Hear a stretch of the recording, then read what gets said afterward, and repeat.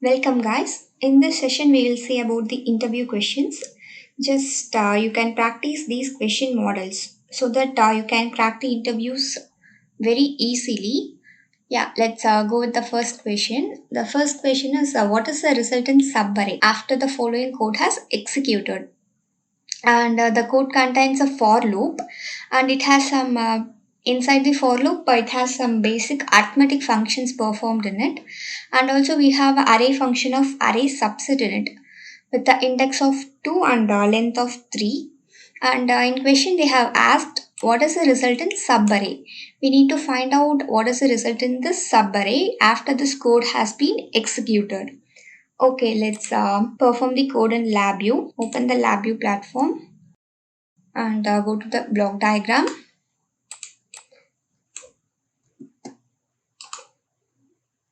You can take a for loop,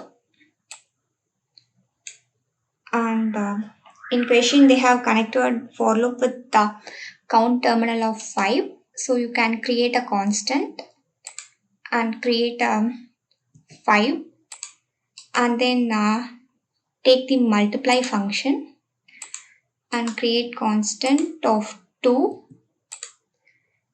and then you just increment the iteration terminal, then connect the iteration terminal with it. Yeah, here the data correlation happens so that we can change the representation into I32 to avoid the mismatch of data types. And then just you can create a tunnel and take an array function of array subset. Here it is. Just you can place it here and you can connect the output from the for loop, and for your convenience I'm just visibling it label, and then you can create an index and length. What is the value of the length given there is 3 and the index is 2, and for your convenience I'm just enabling label for these items. It's our length and it's our index. Now we can create an indicator. Yeah, let's perform the code manually, and the loop will be running for 5 times. So obviously the loop will be running for 5 times, and what is the formula for iteration count? That is n minus 1. So n minus 1 will be 4 for us. So the loop will be running for 4 times, and for iteration value will be during first iteration the value passed will be 0, and similarly for second iteration is 1, and for third iteration is 2, and so on. Now let's increment the iteration values so that we will be getting 1, 2, 3 and 4. That is 0, 1, 2, 3, 4 iterations have been performed in it, and these values will be multiplied with 2, and then an array will be created at outside of the for loop. Just we can assume the values like not assuming, we are predicting the values. Just 2 into 1 is 2, 2 2s are 4, 4 2s are 6, and 4 2s are 8, and 5 2s are 10. We are having a array as 2, 4, 6, 8, 10. Just from the index 2 and length 3 we are creating an array subset. That is the index 2 will be that 2 is in 0th index, 4 is in first index, 6 is in second index. So from 6, 8, 10 our array subarray will be created. So the output will be 6, 8 and 10. Now let's perform the code, and I'm executing highlight execution for your convenience. Just you can see visually how the code runs. Yeah, during first iteration 1 is passing, second iteration 2 is passing, Third iteration tree is passing as we assumed.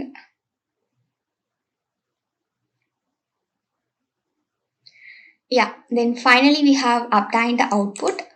We can check it in the front panel, and our output is 6, 8 and 10. Okay, then let's move on to our second question. What is the resultant max value and max index after the following code has executed? First of all, the code contains one simple array function, that is array max and array min. And they have asked only the results in max value and max index. Okay, let's just perform the code manually. You calculate the max value first from the array. What is a max value here? 7 is a max value, but we are having 9. So 9 will be our max value. And they have asked us max index. Just take a index value of 9. You just count it from 0, 0, 1, 2, 3, 4 and 5. 5 will be our max index. Now let's perform this code in LabVIEW. And just I'm creating an array constant, and then I'm adding a numeric constant into an array constant, and I'm dragging it and giving values as 7, 3, 4, 1 and 7, 9 and 2. Now let's take a array function of array max and min. Yeah, you can connect it, and I'm enabling label for the array function. Yeah, they have asked only max value and max index. So we can create an indicator in max value and then in max index. Yeah, now let's run the code to check whether our predicted output is correct or not. We have predicted the max value as 9 and max index, that is index of the element 9, is 5. Now let's run the code. Yeah, the max value is 9 and max index is 5. Okay, then. Now let's move on to our next question. What will happen when the following code executes? Let's break down the code first. And the code contains a for loop and the array constant in it. And we are just subtracting the array constant with 5. And also we have a stop control inside the for loop, so that the for loop will be executing until the user presses the stop control. When the user presses stop, the loop will stop. Only after that. So our answer will be the loop will continue iterating until the user presses the stop button. Now let's perform this third question in our LabVIEW platform. It has a structured while loop, and then create an array with a numeric constant in it. I just create some elements like 2, 4, 6 and 8. And then we are subtracting each of the elements from the array, and also here the tunnel is enabled. So we are enabling indexing and take a subtract function. Yeah, then you can just create a constant. Okay, then we are going to create an indicator, and then here we have it's not a constant, we have a control. Stop control is there. Now let's run the code. Yeah, the code is running continuously. Only if the user presses stop, the code gets stopped.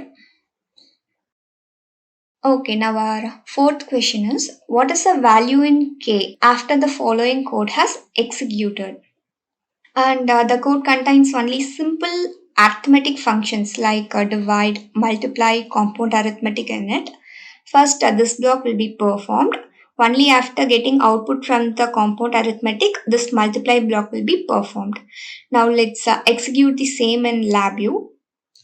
Now take a compound arithmetic. Now create a constant of 2 and then take a divide function. Yeah, sometimes it may connect in a wrong terminal. And then you create 12 and then 2. Oh, I'm really sorry.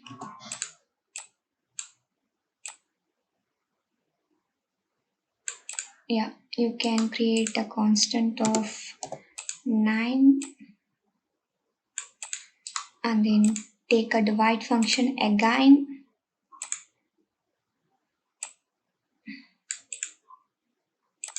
Just delete the unwanted wire.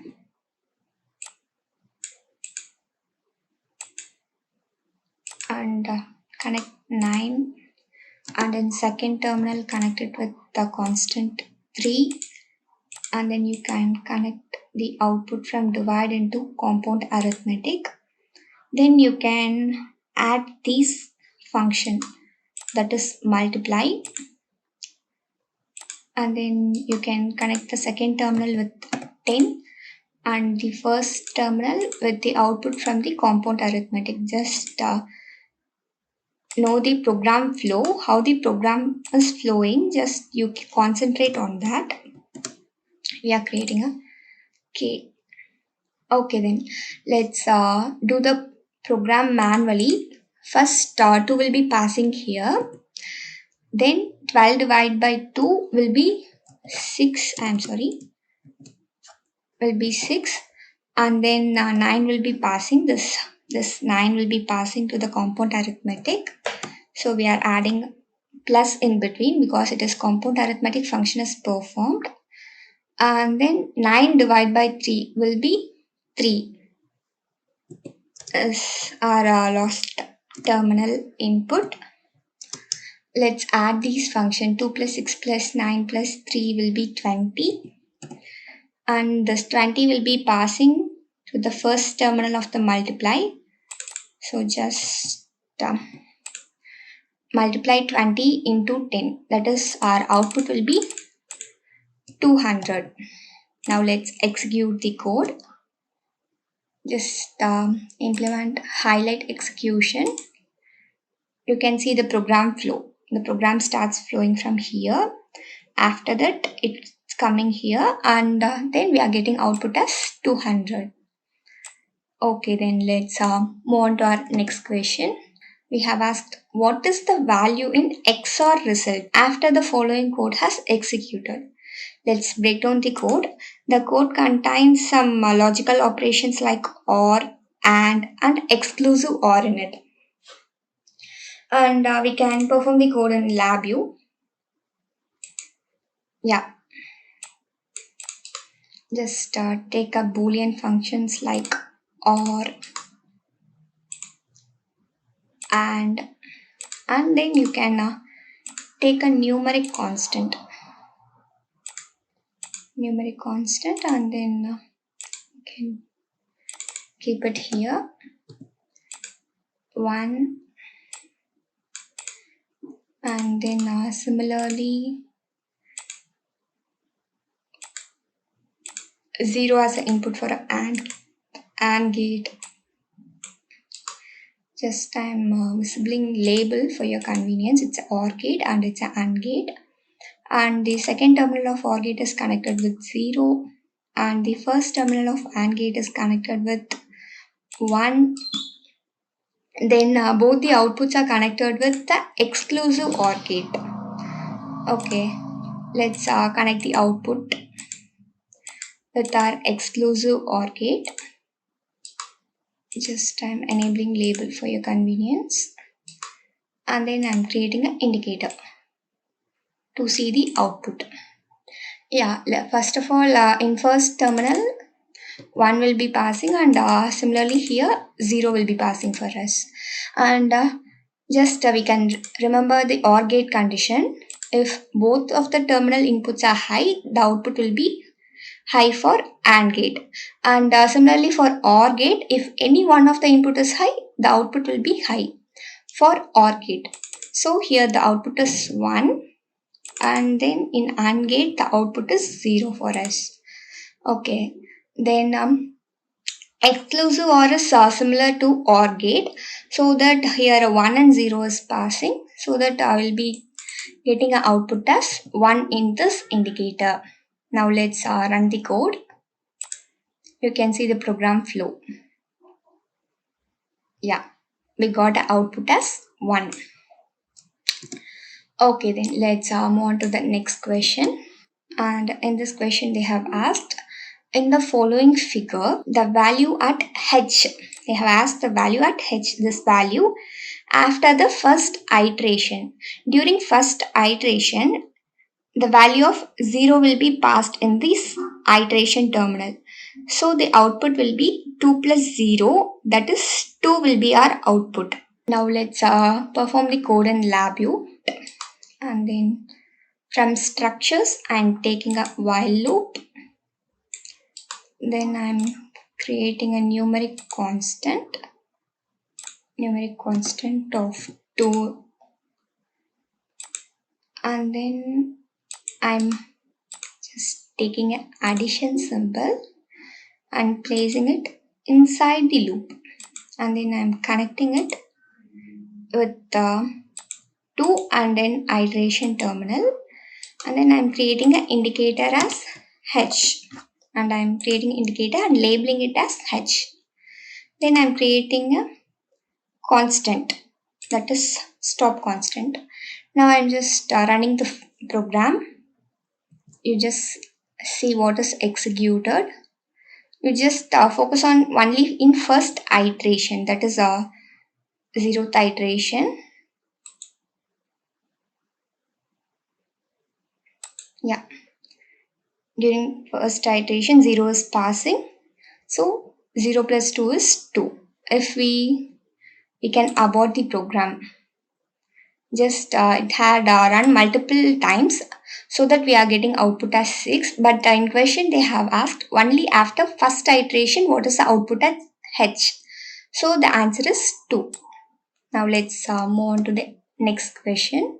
What is the resultant array after the following code has executed? Let's break down the code.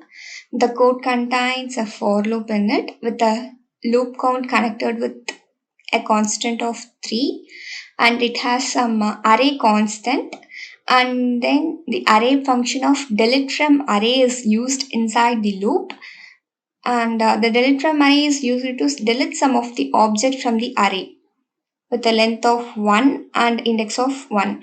And then we will be updating output array. They have asked what is the resultant array, that is what will be the value in this array after this code has been executed. Now let's run the program. Let's code it first. Take a for loop and then create a constant of 3. Then you can create the array, that is numeric array. So place a numeric constant inside the array constant so that we can get a numeric array, and fill the values 3, 5 and 1, 7, 3 and 4. Now let's give it as an input for delete from array function. Just disable the indexing.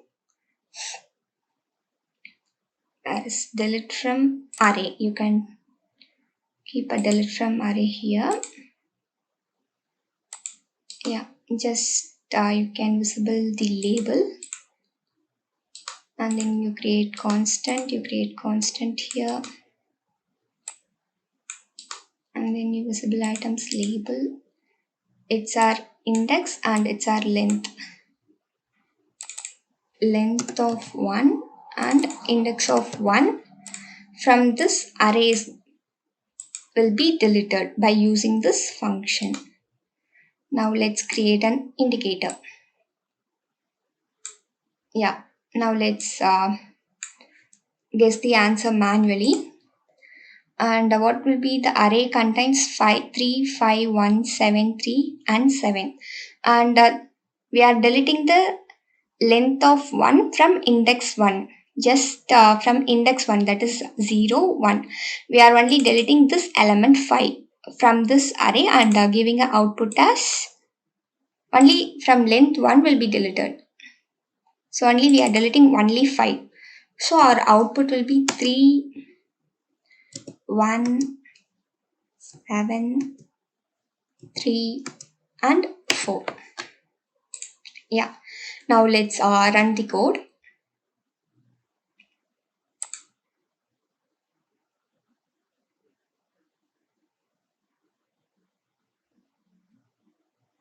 Yeah, now we have got the output as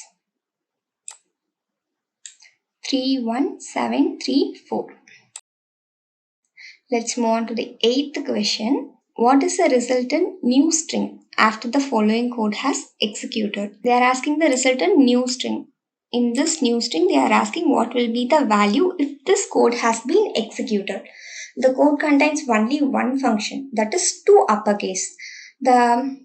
It is used to perform, that is to convert the lowercase into uppercase. That is, it will be converting only the letters from lowercase to uppercase, and the uppercase letters will remain constant. Now let's visually execute this code. Just from string, you take a string constant and then type hello world, and then from string take a to uppercase.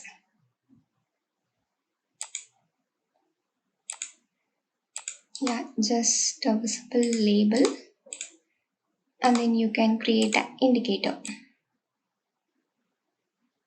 Yeah. Now I will be getting output as everything will be in uppercase. That is HEL will be in uppercase, and also world will be in uppercase. Now let's execute the program. Yeah, we have got the same output as we predicted. Now let's move on to our next question. And in this question, they have asked, what is the resultant output array? In this output array, what will be our result if the code has been executed? And the code contains an index array and a build array function in it. Now let's see the code in LabVIEW. Just create an array constant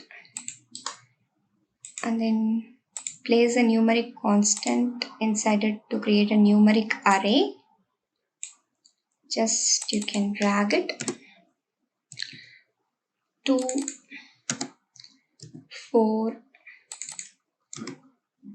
6, 3 and 5. Now let's take an array function of index array and connect with these array constant and creating an index of 2 and just visibling label for your convenience. Yeah. Now let's take a build array function, and then we are building the array.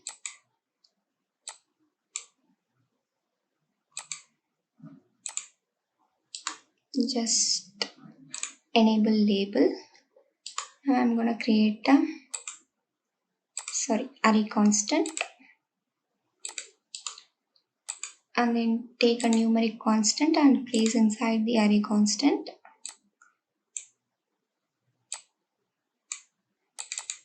And then 1,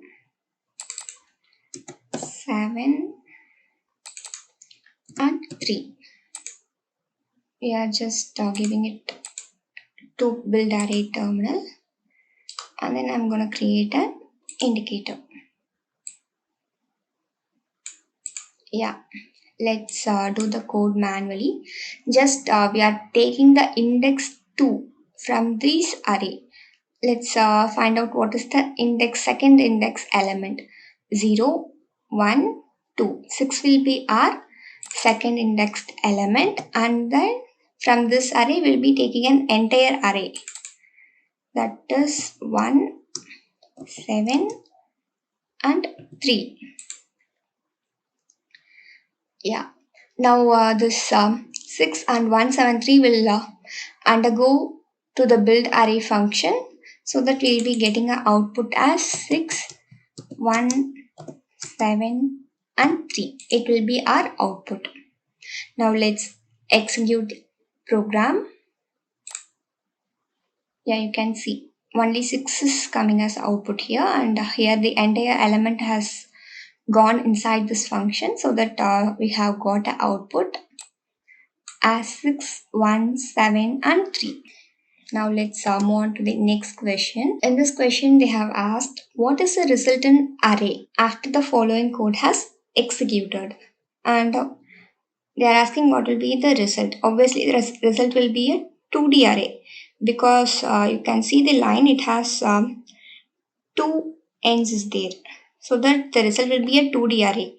And then it contains a for loop, 2 for loops in it. One is an outer for loop and an inner for loop. And the outer for loop is for rows, and the inner for loops is for columns. And we have a random number generator. And random number generator is used to generate some random numbers between 0 to 1. That is, the number will be ranging from 0.1, 0.2 up to 0.99. Yeah, now let's check what will be the output if the following code has executed in LabVIEW. Yeah, just take a for loop and then create a constant in loop count terminal as 3, and then take another for loop and place it inside this for loop, and then create a constant terminal for loop count with 4. Then you can take a random number generator, that is you can find a random number generator from numeric. It is here. Just labeling, then create a tunnel, and then you can create an indicator. Yeah, the output will be 2D array. We can say obviously the output will be a 2D array because we have the thick line here. 1D array we will be having a thin line. For 2D array we will be having a thick line, so that we can differentiate easily. The outer loop for loop is for rows, and the inner for loops is for columns. Yeah, so that we can predict the output, and obviously the output is 2D array with the outer for loop will be running for 3 times and the inner for loop will be running for 4 times, so that 2D array will be created with 3 rows and 4 columns. 2D array with 3 rows and 4 columns. Okay, now let's run the program. You can visualize here. See, the random number is generated here and the output is given to the array.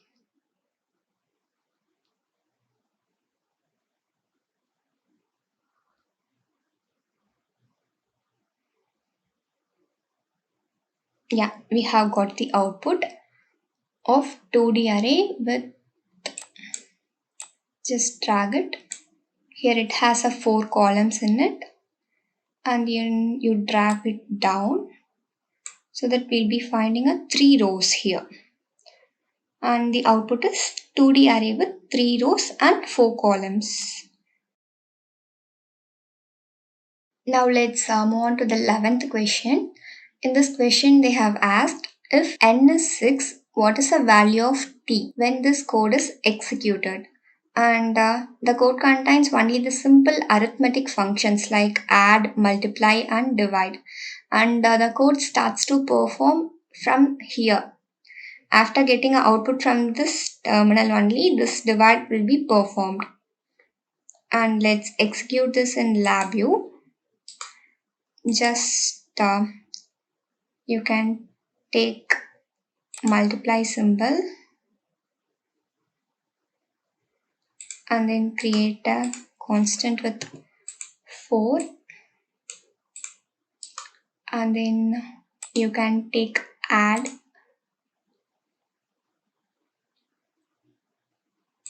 and paste it here as the output for the multiply terminal, and then you can create a constant of 2.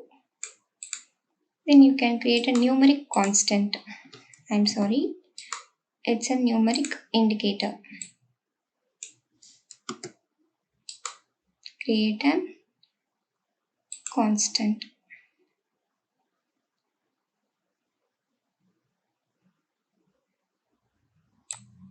Yeah, just create a control here, and the value of n, the control is n, and the value of n is 6. We can just give the 6 in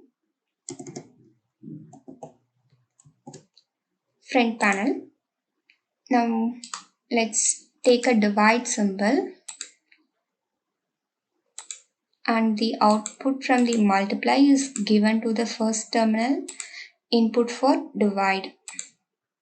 And then you can create a constant of 2, and then you can create an indicator to see the output. That is, the indicator is named as t. Now let's do the program manually. That is, 6 plus 2 will be 8. 8 will be our output here, and 8 into 4 will be 16. Well, 16 goes here. Sorry, 8 into 4 will be 32. When 32 is divided by 2, we'll be getting output as 16. Let's run the program and just give a input as 6 in n. Yeah, 6 plus 2 is 8. 8 into 4 is 32. 32 divided by 2 will be 16. Our next question is, what is the resultant array after the following code has executed? And the code contains a for loop with a loop count of 3 and the array constant with elements like 1, 8, 6, 2. And then please note it, they have used shift registers here. And the use of shift registers is to store the previous value of the iteration, and they have used array function of insert into array is used here. We are inserting the iteration count to this array, and then they have asked what is the resultant array. In this array, what is the result when the code is executed? Let's do the code in LabVIEW. And in structures, you take a for loop, and then you create a constant with the loop count of 5. Then you create array constant. That is a numeric array constant. So you take numeric array constant and place it inside the array constant. Just give a values. That is 8. I'm sorry, it's not 8.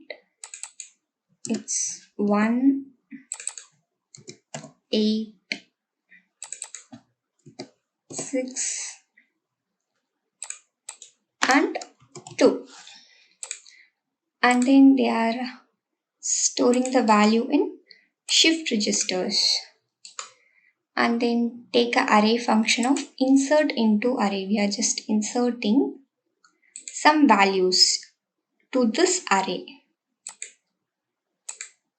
and the insertion starts from the index of 1, and we are inserting the iteration count to this array. Yeah, now let's create an indicator. Now let's do the program manually. And first of all, the loop will be running for n minus 1, that is it will be running for 4 iterations. During first iteration, the value will be 1862 is passed here, and then in 0 1 8 is from the place of 8, the value of 0 will be passed. So 1 0 8 6 and 2, and the same value will be passing to the next iteration. During second iteration, 1 will be passing in this iteration terminal, so that we'll be getting 1 is inserted previously. So 1 will be getting in prior. Similarly, for second and third iteration, we'll be getting 2 and 3 will be inserted here. Now let's execute the program so that we can visualize how it is running. You can see.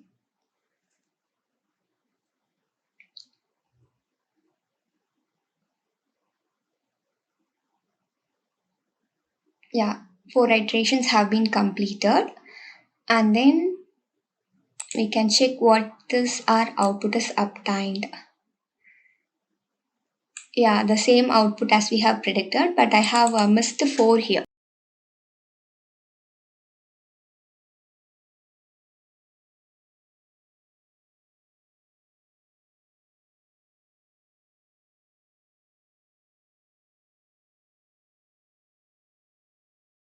Now let's move on to our 13th question. What is the result of the following array addition? Just simple addition is performed. With this array elements, only 8 is being added. So that we'll be getting answer as 12 plus 8, 8 plus 8 and 7 plus 8 in the result. Now let's visualize the code.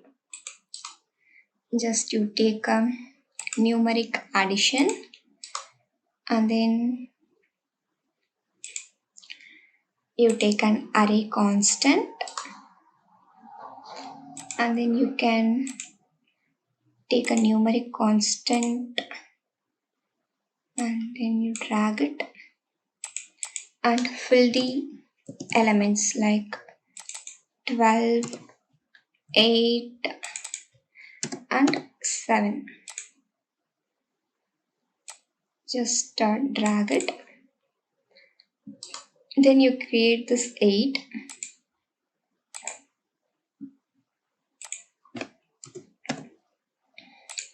Yeah. Now let's connect the numeric constant with array constant. Let's see what will be our output. We have predicted that 12 plus 8, 20, 8 plus 8, 16, and 7 plus 8, that is 15 will be our output. Let's check what is coming. Yeah, we have got the output. Yeah, as we predicted, the output is 20, 16 and 15. And the next question is also very similar to the 13th question. In this question also they have asked, what is the result of the following array addition? In this question we are going to add two arrays. Now let's execute this in LabVIEW. Just take a array constant and then you place a numeric constant inside the array constant, and here it is 7 and then 2,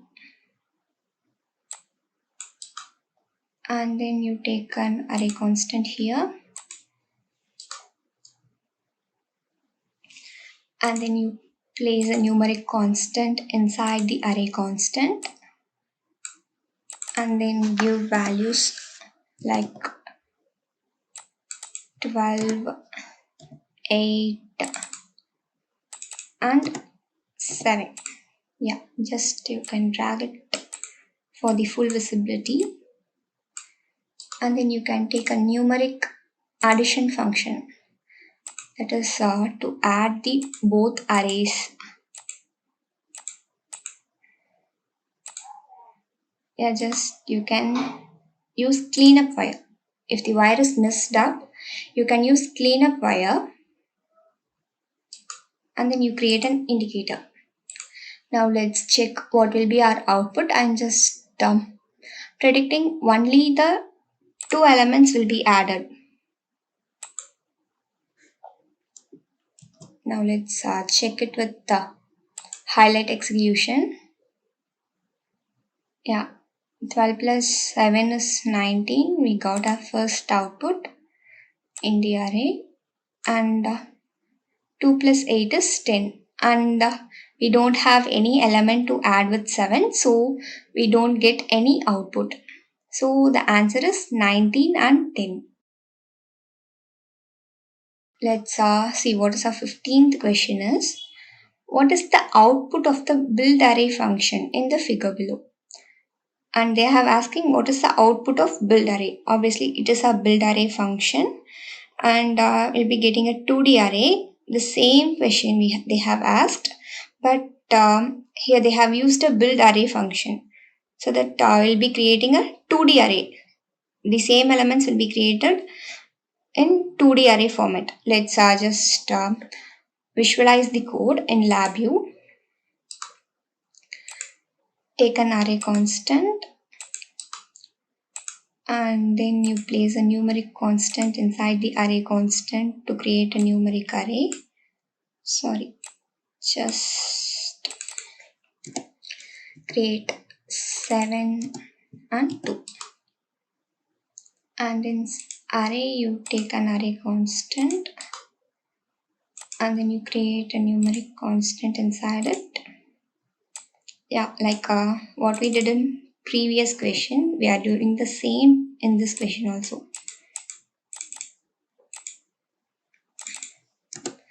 12, 8 and 7. Just you drag it and then you take a build array function from the array palette. Just we are gonna have only 2 input terminals. Yeah, just connect the 2 inputs with our array and then you can create an indicator, and the output is 2D array. With these values, 2D array will be created in our output. Let's execute highlight execution so that we can see clearly.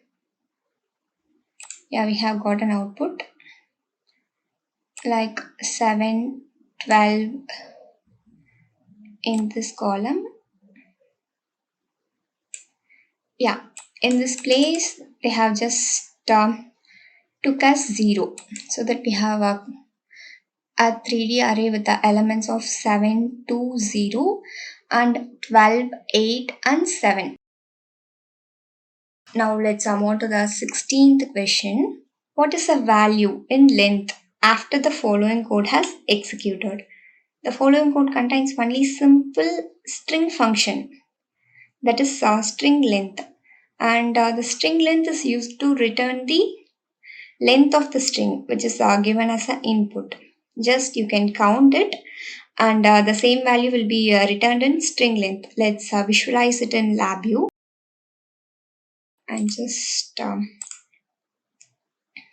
taking a string constant and writing hello world exclamatory mark, and then go to the string palette and search for string length. Yeah, in first itself we are having a string length, and then you just connect these wires and then you create a label. Then you can create an indicator, that is length. Now we can run the program to get the length of the string. Just it will count and return the length of the string. Just we can also count like 1, 2, 3, 4, 5, 6, 7, 8, 9, 10, 11. Just include this also, so that we'll be getting a length of 12 as an output. Now let's move on to our next question. What is the value in shift register answer? Shift register answer, that is this indicator after the following code has executed, and the code contains just a simple for loop in it with a count terminal wired with 5. And then just note it down, we have a shift register here. Let's execute it in LabVIEW to visualize the results. In structures, take a for loop and then wire the for loop count with 5 and then create a numeric constant of 1. Yeah, now let's replace the tunnel with shift registers, because in questions they have given shift registers, not tunnels. Be careful at these points. And then take a multiply symbol, then you connect and then you create 2 here, then you create an indicator, that is the indicator is named as shift register array. Yeah, and it's a for loop. It will be running for n minus 1 iteration, that is 4 iterations it will be running. And during first iteration our value will be 1 into 2 2, and second iteration 2 will be passed over here, so 2 will be coming here, so 2 into 2 will be 4. And similarly for our third iteration 2 into 2 4 will be passed here, so 4 into 2 8. Similarly it will be running for 4 iterations. Now let's execute the code. Yeah, 1 into 2 is 2 is passed, and then 4 is passed here. 4 into 2 8 is passed, 8 into 2 16 is passed. So that we are getting output in shift register array as 32. Let's move on to our 18th question. What is the output in build array function after the following code has executed? Yeah, and the code contains a 2D array and 1D array. And the 2D array is connected with the index array.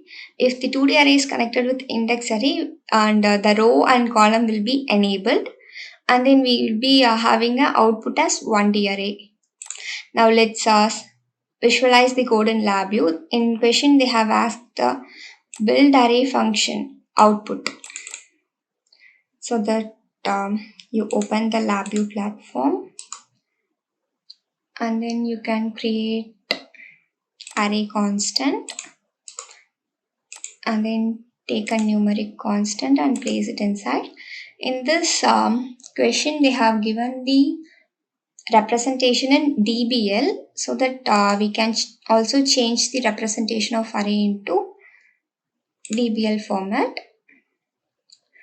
we're going to create a 2D array with 3 columns and 2 rows. Just here will be a small dot coming. After that, you drag it.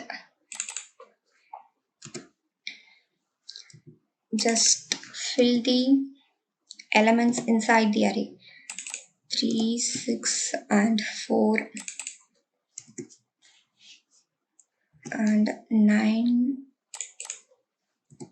3 and 1. Now let's take a array function of index array.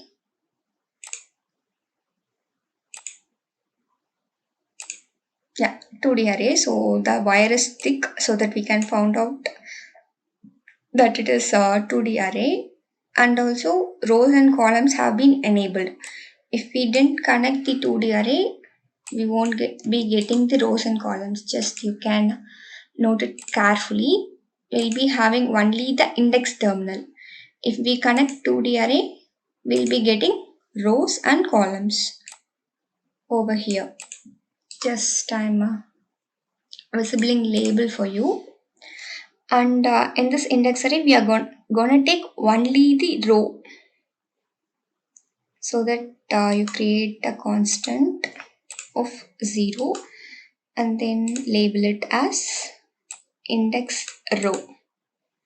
Then we have another array constant. You just create another array constant.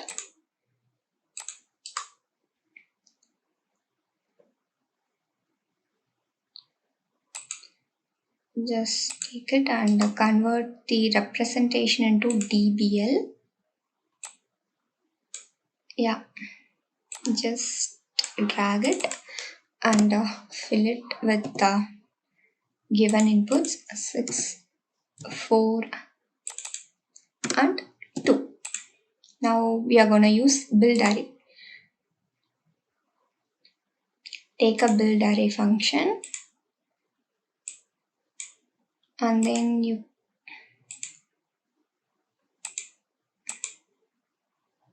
connect the build array terminals with the arrays. Yeah, now we can create an indicator. Yeah, by seeing a thick wire, we can predict the output will be 2D array. Now let's see what will the 2D array contain. And we are taking only the row, that is 0th row we are taking. So the element will be 3, 6, 4. 3, 6 and 4 in our first row, and in our second row we will be having a 6, 4, 2. 6, 4 and 2. Yeah, and using build array we can able to achieve this output. Now let's visualize it. Yeah, run the code. Just drag the element in front panel so that you can see. Yeah, the output we have predicted is correct.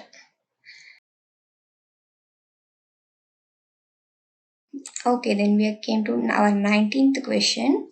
What is the value in result after the following code has executed? They have asked the value in result, that is obviously the output. When this code has been executed, the code contains a scan from string function, and we have an initial scan location as 5. And starting from 5, the string length will be scanned. So we'll be getting output after the fifth alphabet in this input string. Let's see the code visually. Just take a scan from string function from the string palette, then visible label, and then you can create a constant of hi, hello, welcome.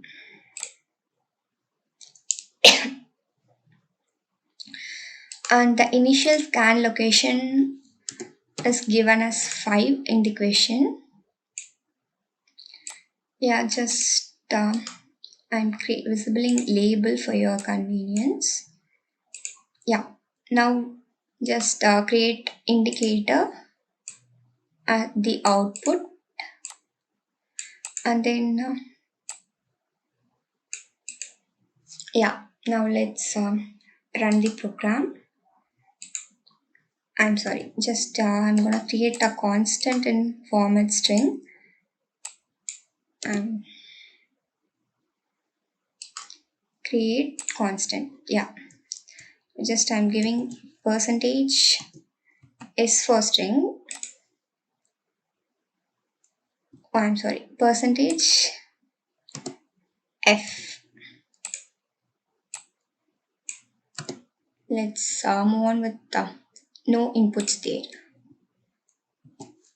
Now let's run the program, and error will be popping up. Just ignore it because we are using initial scan location as 5, and from 1 2 3 4 5, just include the space also, 1 2 3 4 5. From LLO, welcome will be printed in the remaining string.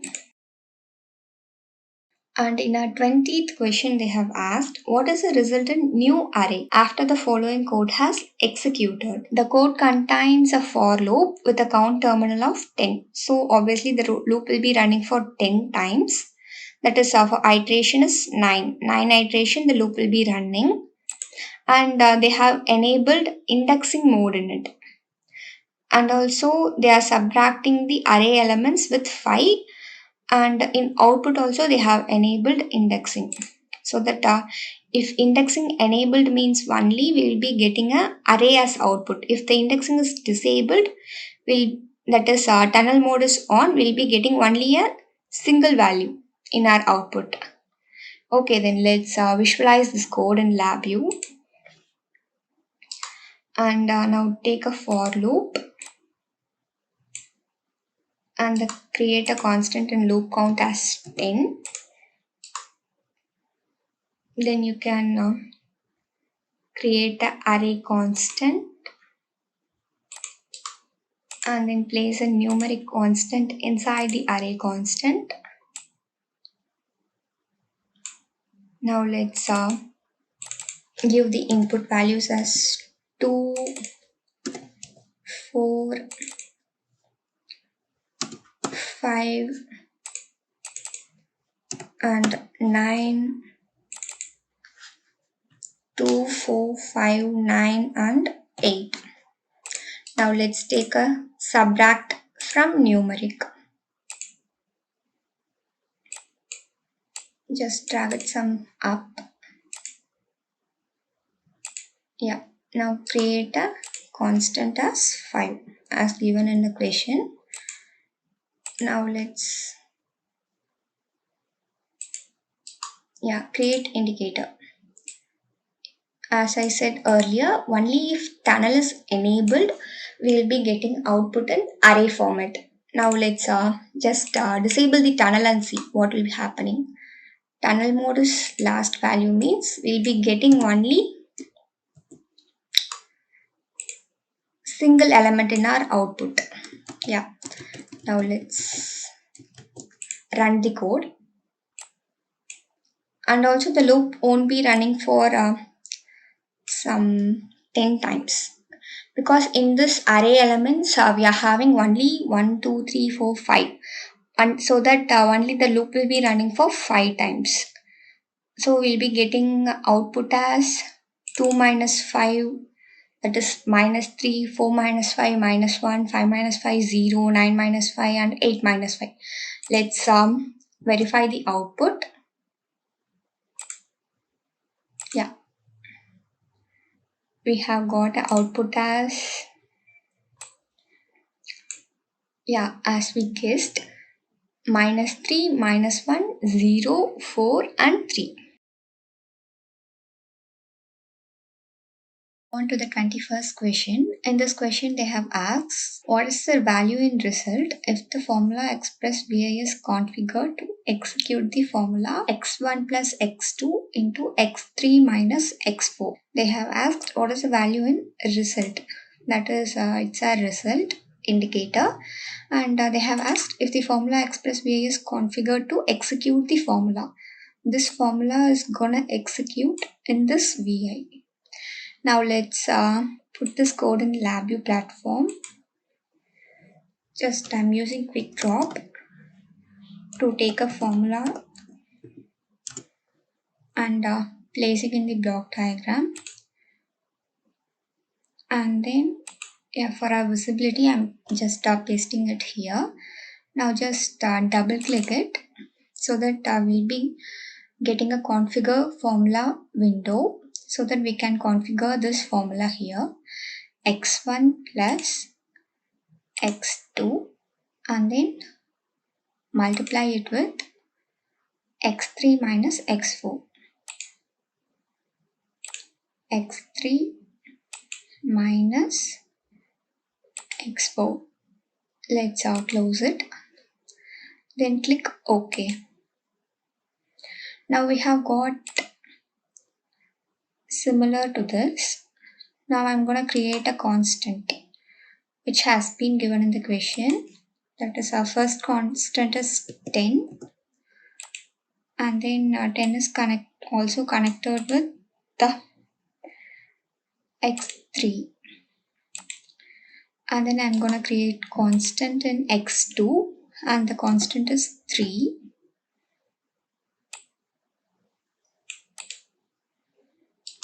Now I'm going to create a constant of 6. Now I'm going to create an indicator and result. Now let's do the code manually and obtain the output. First of all, I'm adding 10 plus 3 and which is multiplied by x3, that is 10 minus 4. x3 minus x4 is equal to 10 minus 4, which is 10 minus 6, which is 4. Now let's simplify this. That is 10 plus 12 will be 22. So in the result indicator, we'll be getting an answer of 22. Now let's run the code. And I'm also implementing highlight execution. Yeah, we have got a result as 22.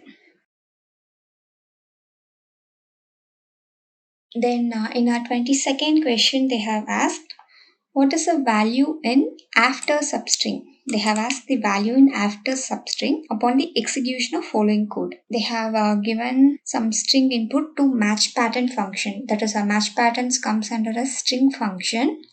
And the regular expression is O and the offset is 8. We are taking a offset is 8 from this string input. And after executing the match pattern, they have asked only the resultant string from after substring. Okay, then let's perform the code in LabVIEW. Now take a string functions of match pattern. And then you create a constant, that is a string constant like oh hello world and then exclamatory mark, and then you can visible label for the constant, that is our label is here string, and then our regular expression is O.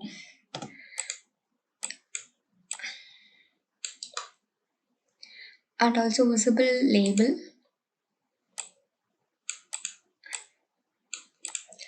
And then we are going to create an offset of 8. That is, only from the 8th offset we need to search the regular expression 8. Oh. Now just create a label. In question they have asked the result only the after substring. So I'm gonna create only indicator in after substring.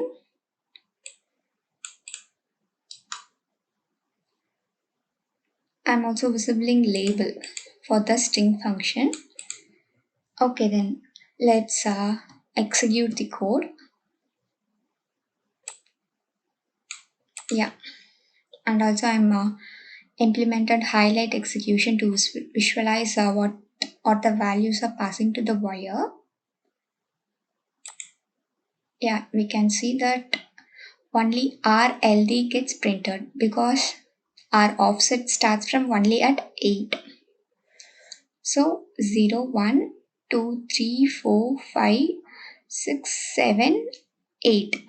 From 8 only the output will be getting printed in after substring. Okay, then let's move to the 23rd question.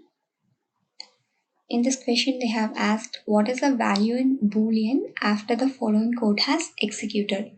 They have asked the only value in Boolean after the code has been executed. In this Boolean, they have asked the value if the following code has been executed. The code contains a for loop with a loop count of 5 and the iteration terminal is connected with the add function, and we have some shift registers enabled with the constant of 5 is connected to all the input of the shift register terminals. Okay, then let's perform the code in LabVIEW. From structures, I'm taking a for loop, and then I'm connecting the loop count with 5. Now I'm taking a numeric add function, and then I'm creating a constant, that is a numeric constant of 5.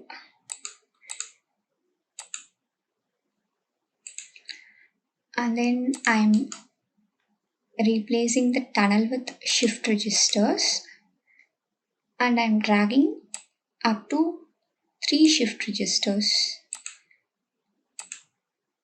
and then connecting the wire terminals with that, and giving input as 5 as mentioned in our question. Now I'm creating a control of X and Y. Yeah, and the X controls we are creating in second shift register.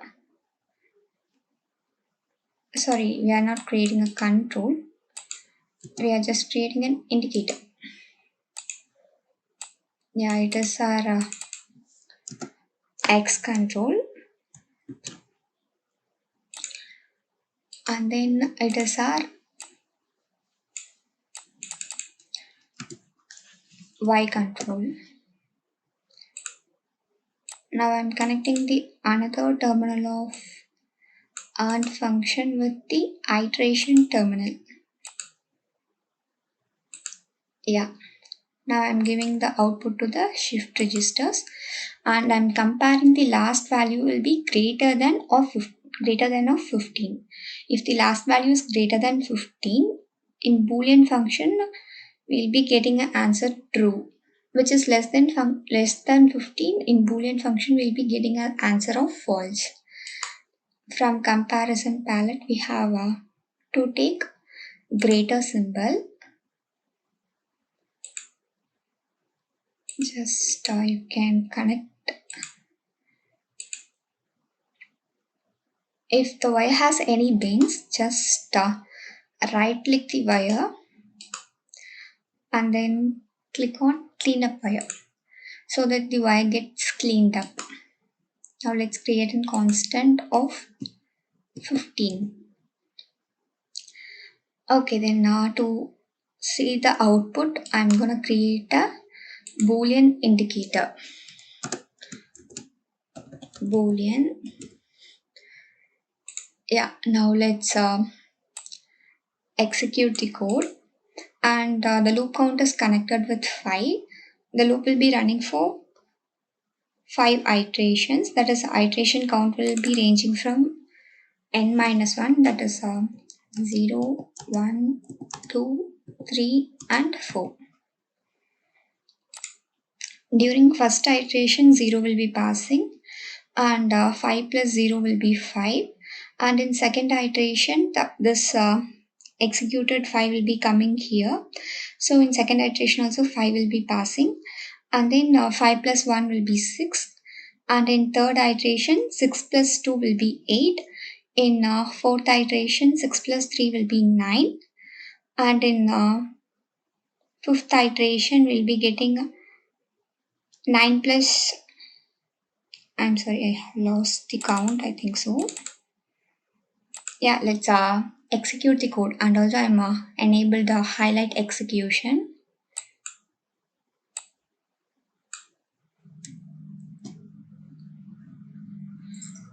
In question, they have asked only the value in Boolean.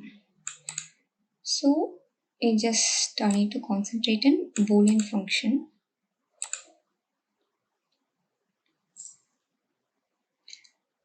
Yeah, during first iteration and second iteration and third iteration 8 is passing, and fourth iteration 11 is passing, and finally after last iteration 15 is passing.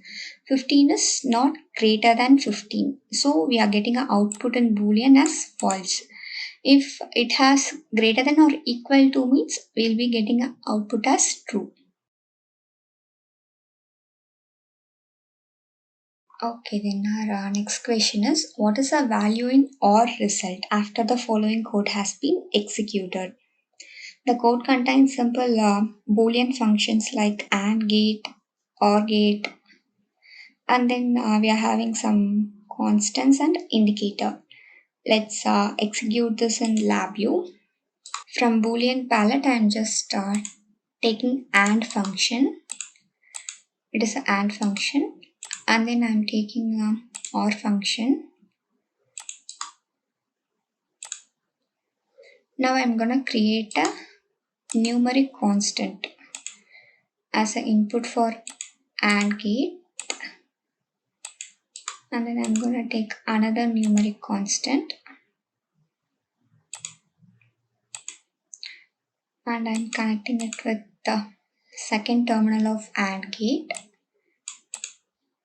and then I'm gonna connect another numeric constant with the first input terminal of OR gate. Then I'm gonna take another numeric constant of 1, and then I'm gonna connect it with the input of the OR gate. Now from the output of AND and OR gate, I'm gonna connect the OR gate from Boolean palette.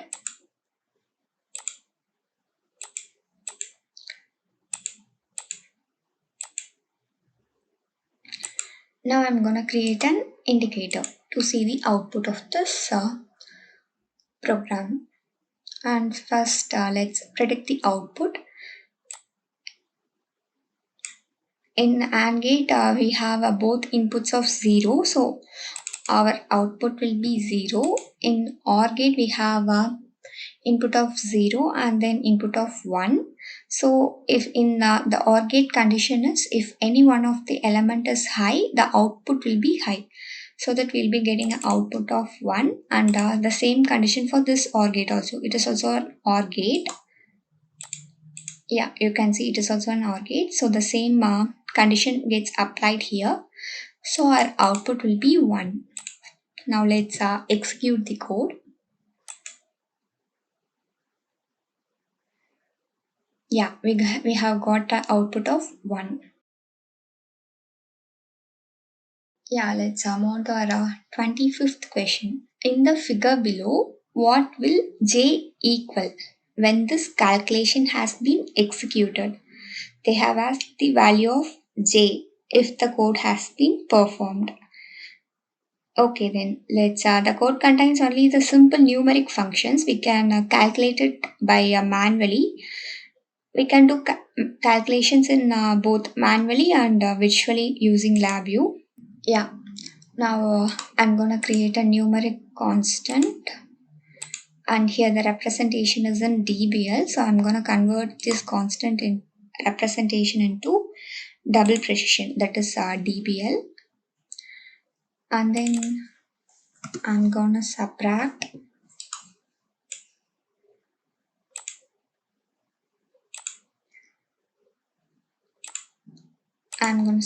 it with the constant of 2,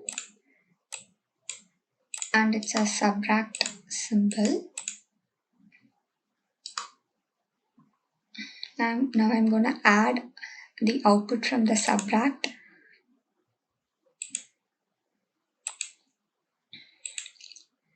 with the constant of 5, which has been given in the question, and the output of AND is connected with the input terminal of the multiply.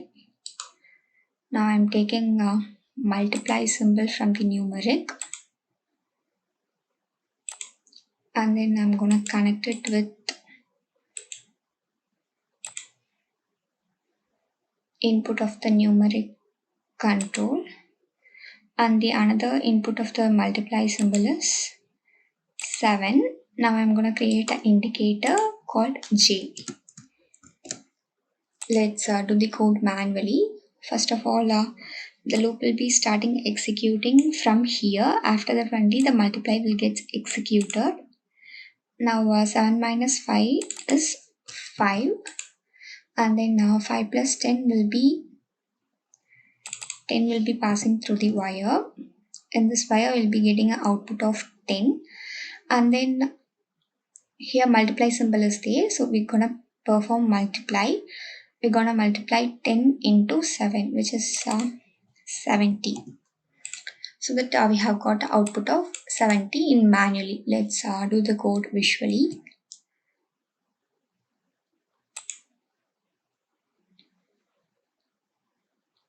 Yeah, we have got 70 as the output. Okay, then let's move on to the 26th question. In this question, they have asked, what is the resultant subarray? After the following code has been executed, they have asked the result in this subarray when the code has been executed. The code contains a array subset, and with the index of 2 and with a length of 3, and has some array constants in it. Let's execute the code in LabVIEW. Now I'm going to take a array constant, and as usually I'm going to place a numeric constant inside the array constant, and I'm going to change the representation from I32 to dBl. Let's drag it to get some more inputs, and I'm filling the array with 3, 4, 9, 6, 8,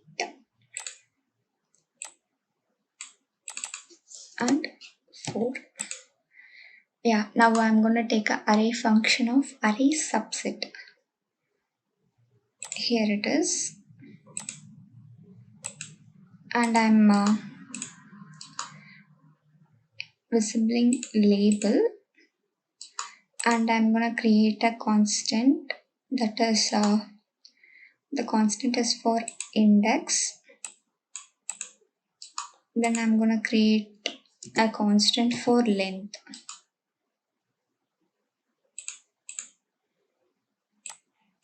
Yeah, now I'm going to create a indicator in subarray.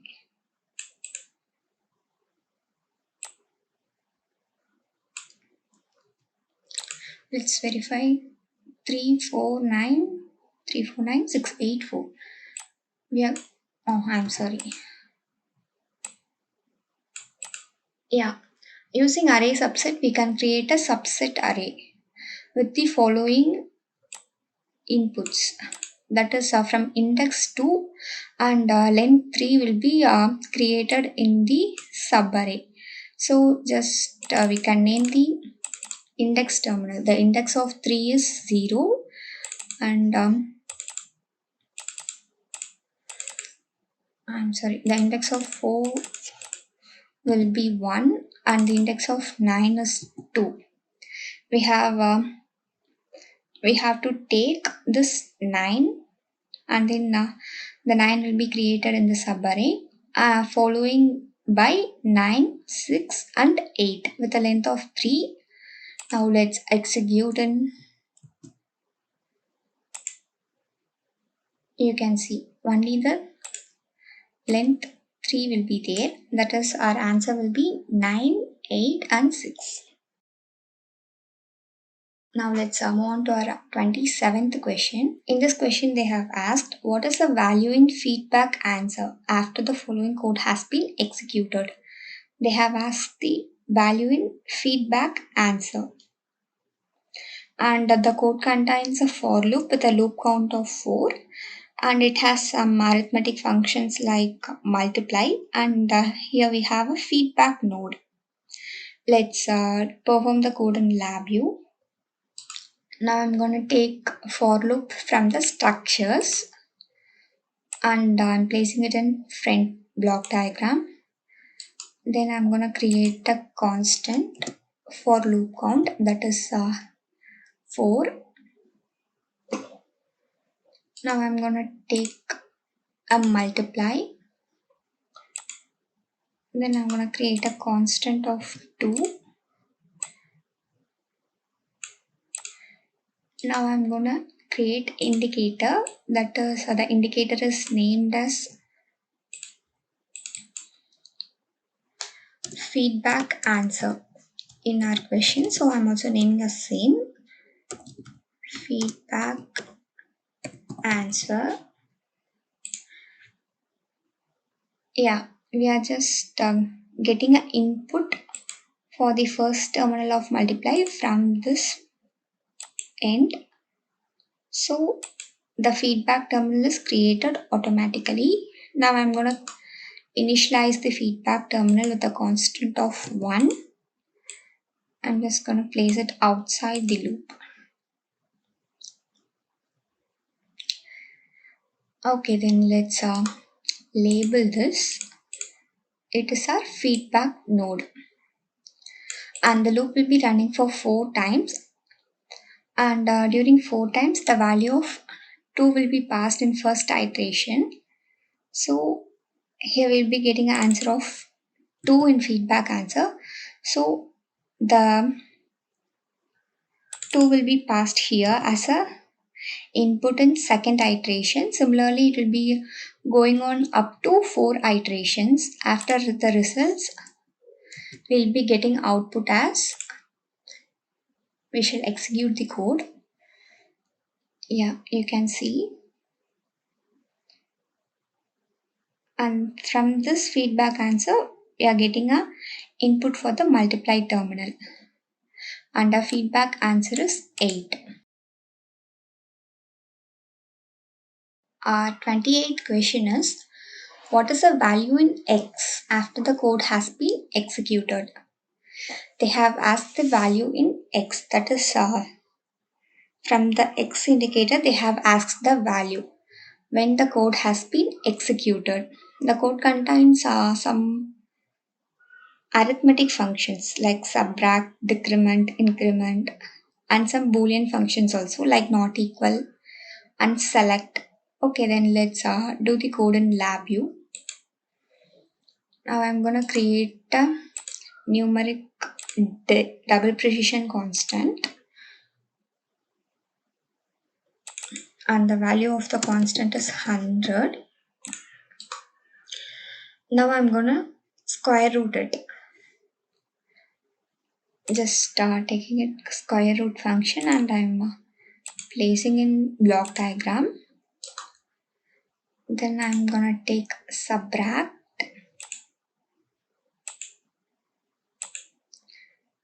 Now I'm going to create a constant of 20.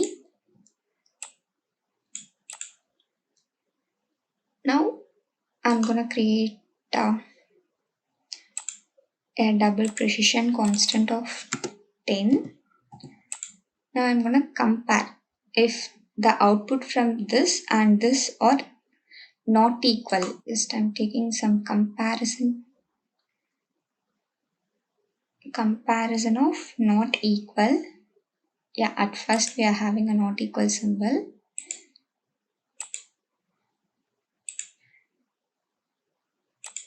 If both the values are not equal means I'm just taking a select function from comparison. Here it is.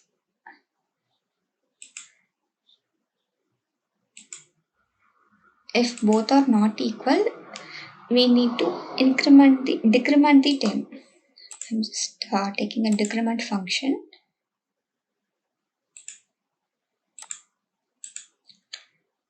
We are going to decrement from 10.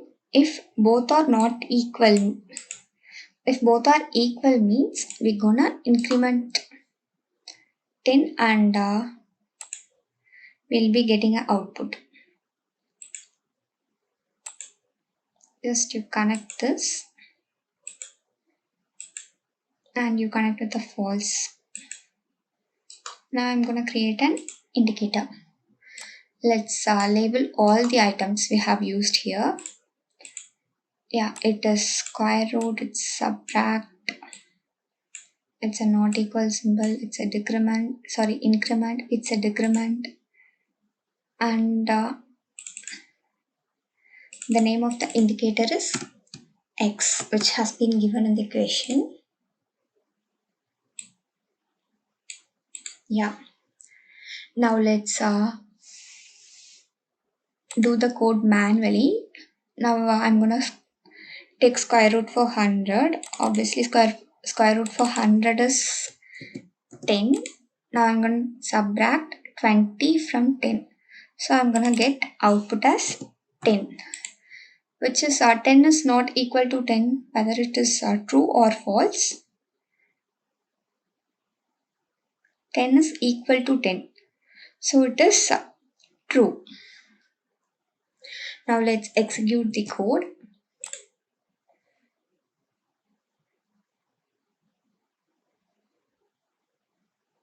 Yeah, the increment function is performed because the 10 is equal to 10, but they have asked not equal, so our output is 11.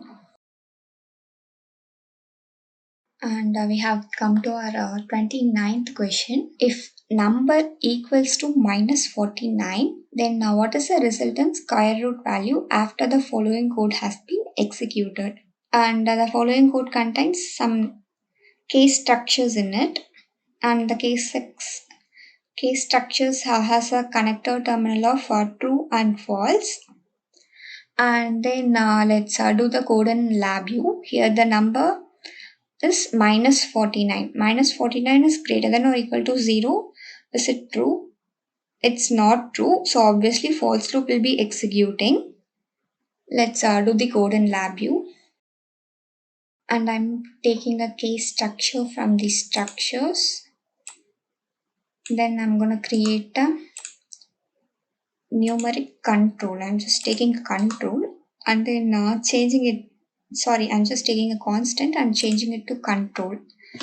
And the name of the control is number. Now we are going to see whether the number is greater than or equal to 0. From comparison palette, I'm going to take greater than or equal to.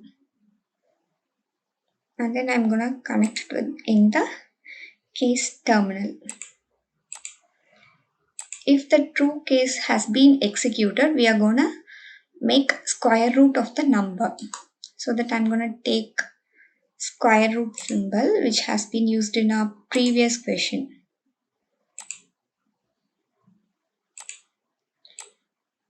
Yeah, it's called as a square root. Now I'm going to create an indicator.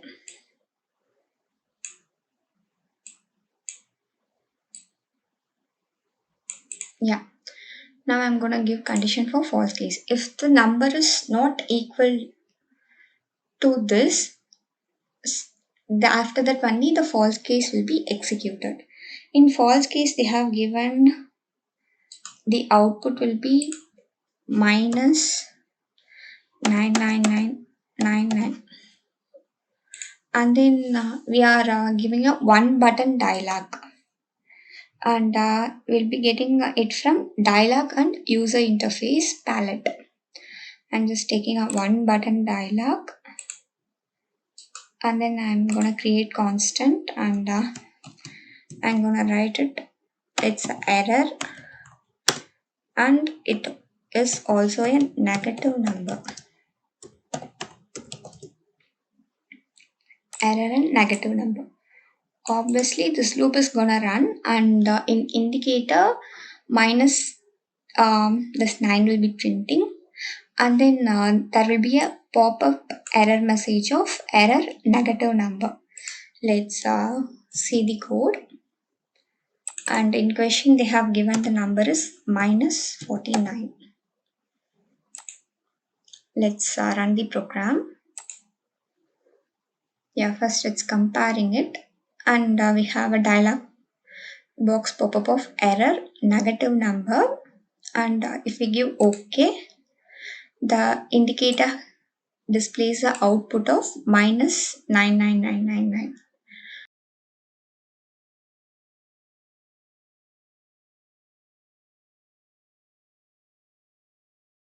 Okay, then let's move on to our next question. In the figure, item G is, they have asked just what is G, and then they have given some options like is whether it is a shift register or a selector terminal or a iteration terminal or tunnel. Obviously, it is our tunnel. It is not a shift register. Let's see what are the option in LabVIEW. Just it is a tunnel, and tunnel is our correct answer. Now let's see what is shift register, what is a selector terminal, what is iteration terminal, and we have seen what is tunnel in this program. Now let's see in block diagram. Yeah, first I'm going to show you what is shift register. Just I'm taking a for loop structure.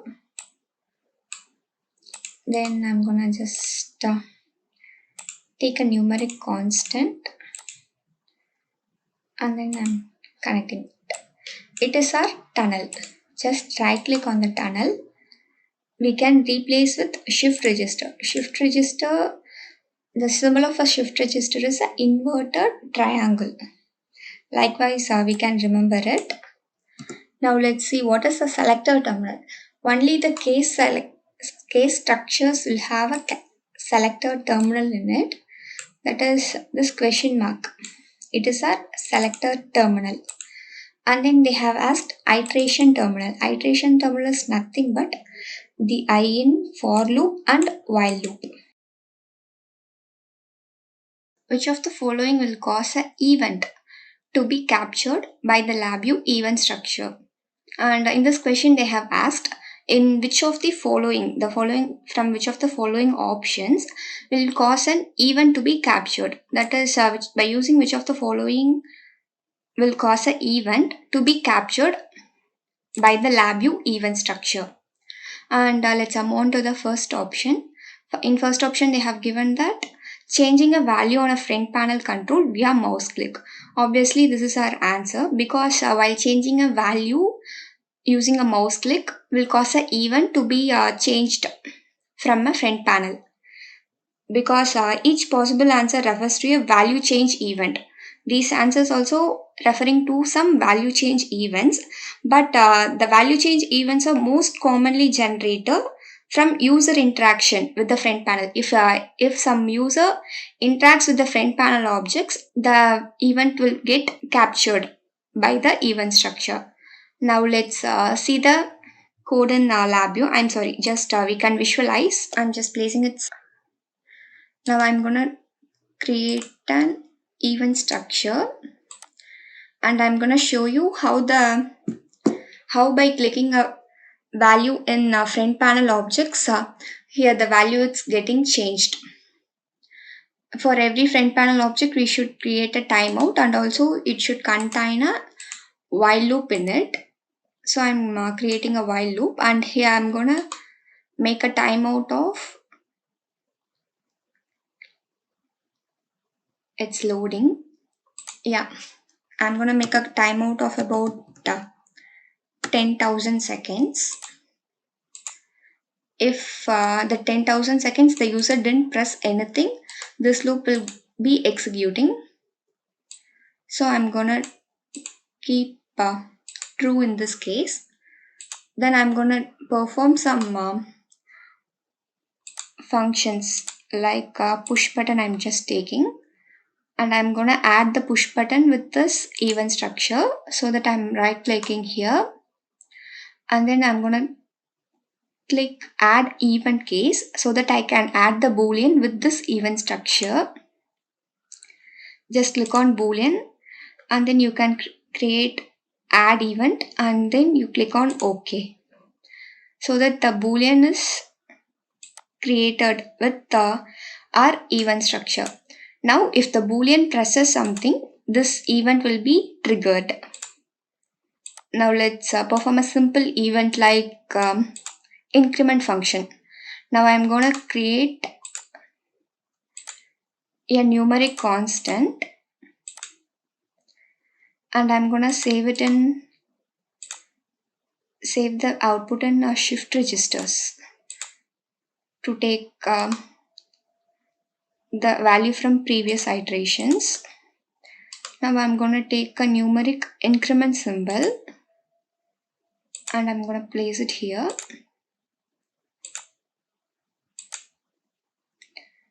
During this loop running, the conditions should be false, so that I'm creating a false constant.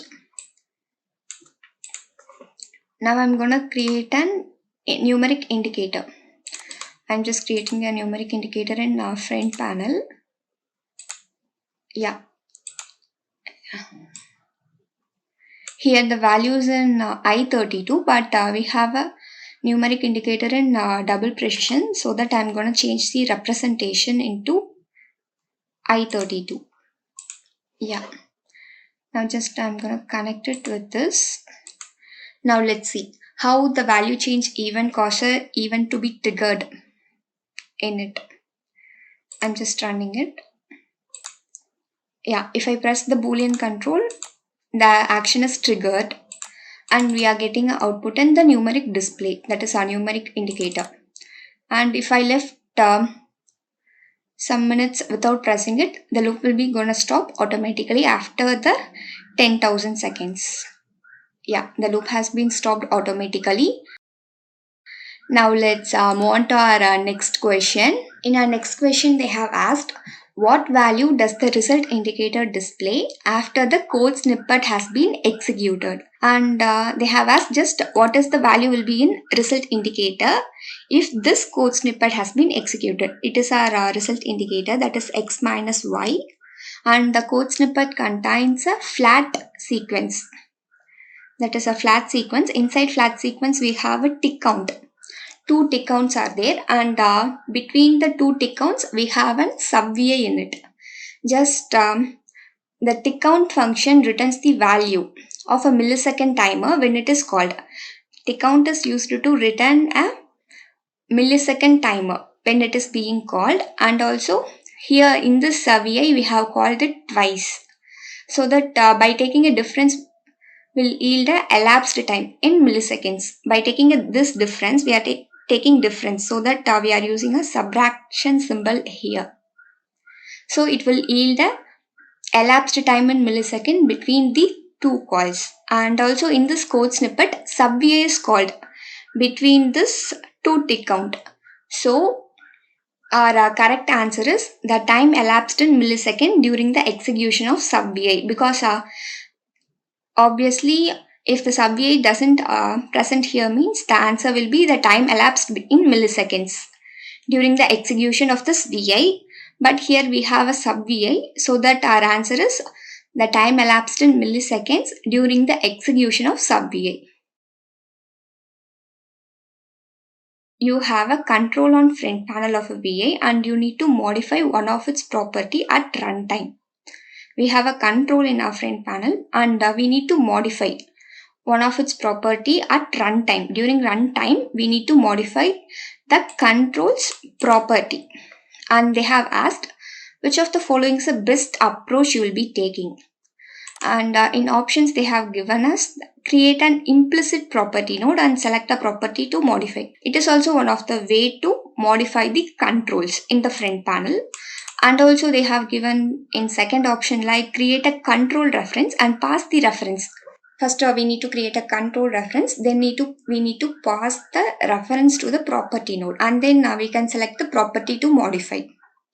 Likewise, and we have a third options like create a linked shared variable and select a property to modify the property. And in fourth option, they have given a like create a local variable and select a property to modify.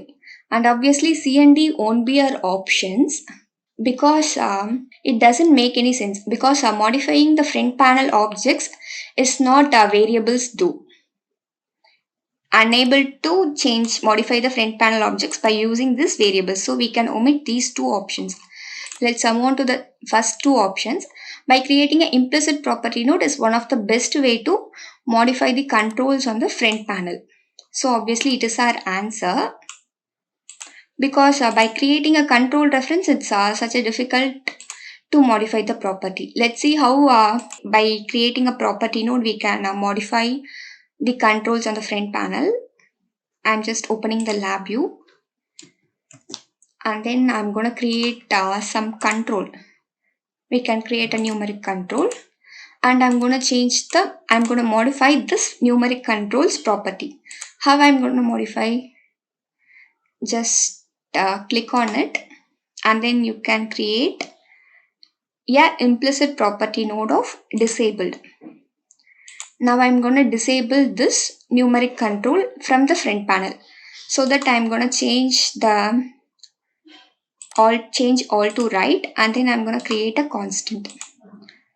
And in this constant I'm going to give disabled and gray out. After running the VA, the numeric will be disabled. Likewise, we can change the property. If I give enable means the numeric control will get enabled.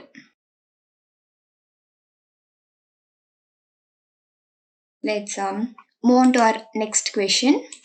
The most efficient method of creating an array is how to create an array by using a most efficient method. And in options they have given like placing a build array function in while loop. In second option they have given initializing an array using for loop with auto indexing or using while loop with auto indexing. And obviously for creating array, for loop is a best because they are more efficient for creating arrays rather than a while loop, because for loop execute for a predetermined number of iteration so that the LabVIEW can allocate the memory to be used by the array before the for loop gets run. Now let's create an array using for loop. I'm just going to take a for loop from structures and placing it in block diagram. Now I'm going to take a random number generator.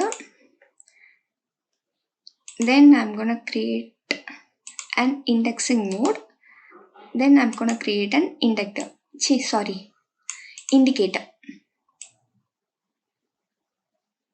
Yeah. And then I'm going to give it an outside of the for loop. And then, wait a minute.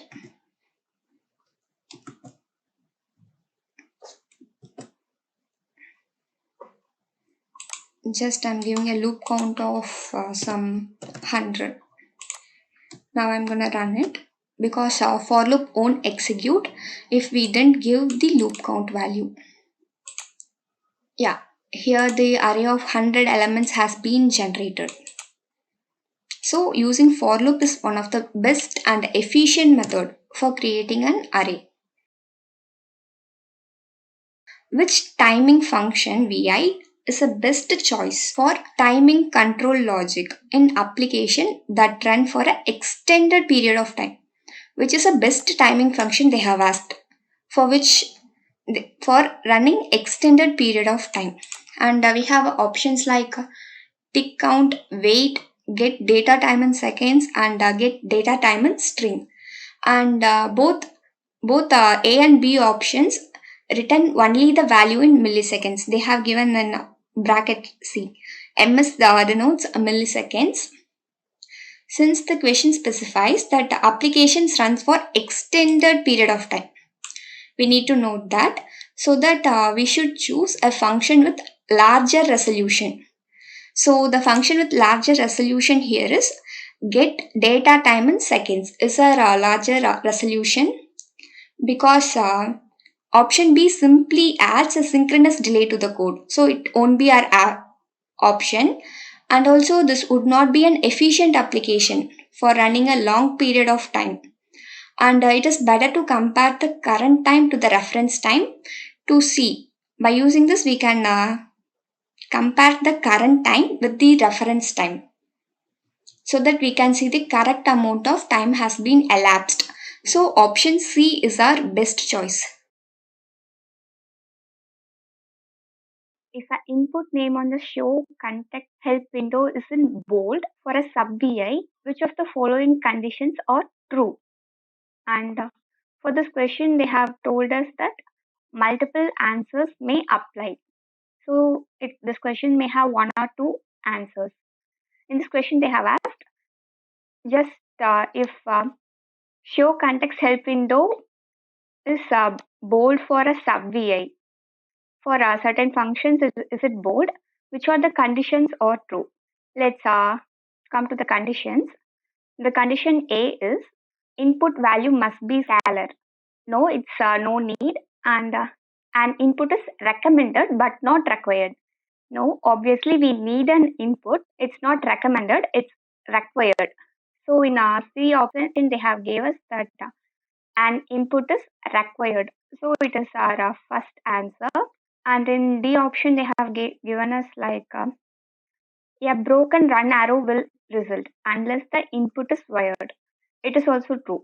The VI won't execute if the bold functions are not connected properly. So it's our answer.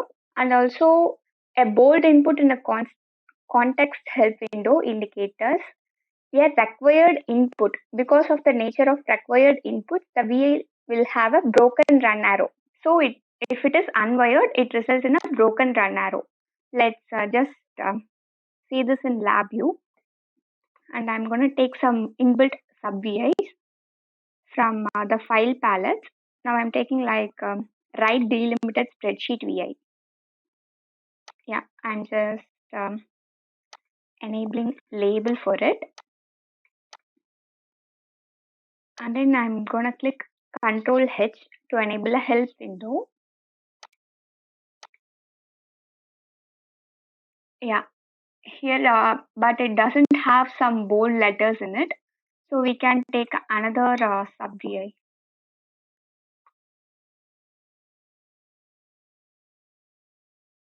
Yes, I'm taking some string functions like scan from string. Now I'm pressing Control H to get a context help window. In this help window, they have given some bold inputs like input string. If the input string is unwired, it shows a broken run arrow. Now I'm gonna create a constant to it so that if we create constant means the broken run arrow gets disappeared. Okay, then let's move on to our next question. I'm just deleting it. Which setting assigns specific key or key combination to a front panel control? And they have given us 4 options like key focus, key navigation, radix, and distribute objects. And our answer is key navigation because Key navigation is a property of control that allows the programmer to assign some keyboard actions to the control. So our answer is key navigation, and key focus is used to determine if a control is currently selected or not by the user. It's just used to determine whether the control is selected or not. So it's not our answer.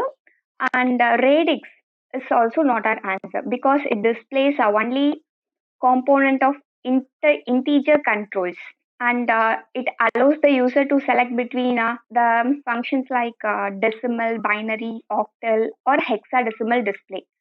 And distribute objects is also not our answer because it is the tool for organizing the front panel. Yeah, I'm just gonna show you the distribute objects. Here it is. It is a distribute object tool. Now I'm just arranging in not a well-mannered arrangement. By using this distribute tool, we can arrange it well as we needed. Let's move on to our next question. In this question, they have asked, what is the resultant new string after the following code has been executed? And the following code contains a string function of replace substring. The functionality of replace substring is to replace certain elements from the given input string based on the offset and length values. In the string, they have given an input of hello world. In the substring, they will be giving some another words, which is gonna replace the given input string from the offset of 6 and the length of 7. Now let's execute the program in LabVIEW. And also for a given string input, the replace substring function replaces the original string starting from the location specified in the offset with the string supplied in the substring. Let's execute this. Yeah, just I'm taking a string replace substring from a string palette and I'm visibling label. Now I'm gonna give a string input of hello world, and in substring I'm gonna give it is a main string. I'm just labeling it, and it was our substring. Substring is to you, and then exclamatory mark, and then in also our input string they have given us exclamatory mark. Then in offset they have given us 6. It is our offset, and also in our length they have given us 7. Now I'm labeling it. Yeah, now I'm going to create an indicator from the result string. Create an indicator, and this function just replaces from the offset of 6, that is from 1, 2, 3, 4, 5. From the 6th element, the substring is going to add with here. So our output will be hello to you. Now let's run the program. And also I'm enabling highlight execution. You can see hello to you. We have got our output in result string. Now let's move on to our next question. What functionality do control reference provide? And they have given some options like ability to add controls and indicators to a VI programmatically, and B option is access to the properties of front panel objects in sub VI, and then to control multiple DAC inputs to alias names, and ability to wire from controls to functions and sub VIs. Obviously, C is not our answer because we can't unable to get some DAC inputs from the controlled reference, and by passing a controlled reference to another VI, programmer allows sub-VIs to access the properties and methods of the VI. So our option will be B, just to access the properties of front panel object in sub-VI. In this question, they have asked, which of the following statement is true regarding the execution of the following code? They have asked if the following code has been executed, which of these statements is true? And the code contains some for loop, it's a while loop and a random number generator and a wait function in it. And then we have a greater than or equal to function in it.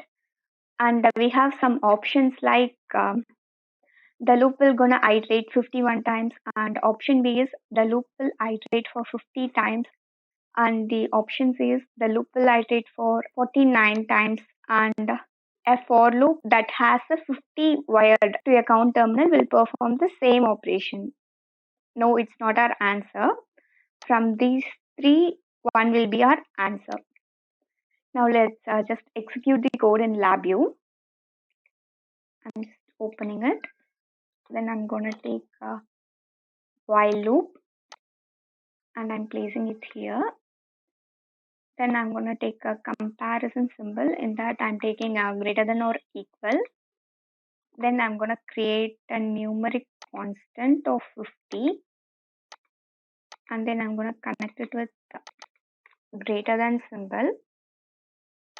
And the first value of the greater than symbol is the iteration value. If the loop executes 50 times or greater than that of that, it is going to stop. Now I'm going to add a wait function in it. Just it will be in timing. Yeah, I'm just adding a wait function with a wait of 100 milliseconds. Then I'm going to add a random number generator and it will be available in numeric. I'm just adding it.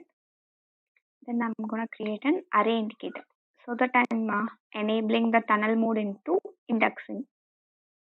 Now just create an indicator so that we have got an 1D array indicator.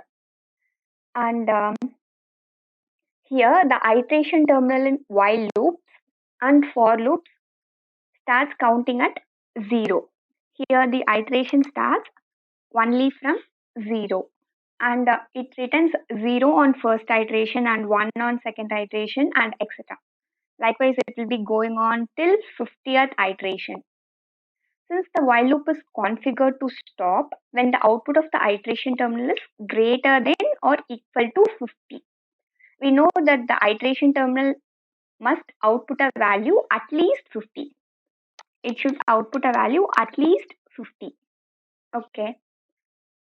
And also, the first time this happens is after only the 51st iteration. Only after 51st iteration, the loop is going to stop because it will be running for 50 iteration. 50 is greater than 50, so it will be running. And 51 is greater than or equal to 50, so that the loop will be stopping only after 51st iteration. And our answer is the loop will iterate 51 times. So that I'm bolding it. Yeah, let's run the program. And also highlight execution is enabled here. Yeah, you can see.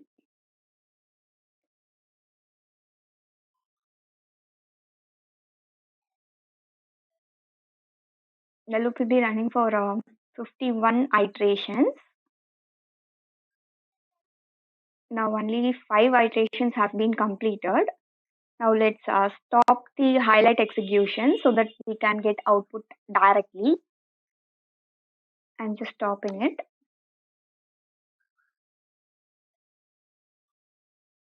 Yeah, we have got our output with array 1D array with 51 elements in it. then we'll be having some doubts. How we can check that the 51 elements are present inside the array? So that we can use some array function like array size. I'm just taking an array size function and I'm connecting it with the output. Then I'm going to create an indicator, that is size of the array. By using this array size, we can find out the size of this output array. Now I'm going to run this program. It will take some time to run. Yeah, here we got a output as 51. In this question, they have asked, you need to programmatically update the value in numeric control, and which is the most appropriate strategy. They have asked us to update the value in numeric control by programmatically. And they have asked us what is the most appropriate strategy from the given above options. And they have given us use a functional global variable, and by using a local variable, and set the desired value as a default value. It's obviously not, we can't do that. And use a data value reference. And in this first option, they have given us like use a functional global variable, but it won't work since it does not directly have a means for manipulating the front panel control data. And also, we can't use the functional global variable. And then setting the desired value as default is not programmatically. And I'm coming with option C. By setting it's not a programmatically way, it's just a normal way. So it's not our answer. And then we have only option B as a feasible answer. So our answer is option B. That is by using a local variable, we can update the numeric control value programmatically. Now let's visualize this in LabVIEW. Now I'm going to take a numeric control, and the control I'm giving a value of 10 to the control. Now I'm going to do update the value of 10 by programmatically. I'm just taking a structures. From structures, I'm taking a local variable. In that local variable, I'm giving a numeric. Now I'm going to update some value to the control numeric. Now we can update with 15. Now I'm going to change the numeric value programmatically into 15 by using a global variable. Sorry, it's a local variable. Yeah, let's run the program. After the program has been executed, the value has been changed into 15. Okay, then let's move on to our next question. In our next question, they have asked, which of the following illustrates an advantage of global variable over local variable? And it comes under the topic of synchronization and communication protocols. In the first option, they have given us like a global variable can pass data between two independent VI running simultaneously. They have just asked what is its advantage. So we are going to find out advantage from these options. And the B option is only the global variable can pass array data. Local variable cannot. No. Global variable also can pass the array data, and local variable can also pass the array data. So it's not our answer. And global variable follow the data flow model, but every variable should follow data flow model. So it is also not an advantage of global variable over local variable. And the option D is local variable do not require owned label to operate. No, it require its own label to operate, because without it label we won't find the global variable in the VI. So the only feasible answer here is option A. That is, a global variable can pass data between two independent VI running simultaneously. because the main benefit of the global variable is their ability to pass data between multiple VIs. Which plot will change color first? They have asked which plot will able to change its color first, and obviously property node gonna execute from the top to bottom manner. So plot 1 is selected and modified first. So it will change its color first. So our option is option A, that is plot 1, because properties are executed from top to bottom, that is top to down. Which statement best describes a notify event such as the value change of a boolean control? And they have given us 4 options here. And the first one is indication that the event has been occurred and LabVIEW did not process the event. And then second option they have given us that indication that event has been occurred and was discarded by the user. And in third option they have given us indication that an event has been occurred and LabVIEW processed the event. In fourth option, they have given us that indication that the event did not occur, but specified event timeout did occur. And this topic comes under the event structures because notify events simply inform LabVIEW that the event has been occurred and been processed. So our option is just option C, because it indicates that event has been occurred and the LabVIEW processed the event. In this question, they have asked which of the following accurately describes the output that results from the execution of following loop. They have asked just what will be the output if the following code has been executed. And the following code contains a stacked shift registers and a while loop in it and some arithmetic functions performed inside the loop. Now let's find out the answer. They have given us 4 options, and the first option is the last 3 values from a random number function will be displayed, but no. Here they have given us a divide symbol here, so it won't be displayed. And a running average of all measurements. No, we won't get all the number values because we are taking only the 4 numbers and dividing it with 4. That is, what does it mean? It means that we are taking an average of the last 4 measurements which has been produced by the random number. So our answer is option C. And this question comes under the topic of loops.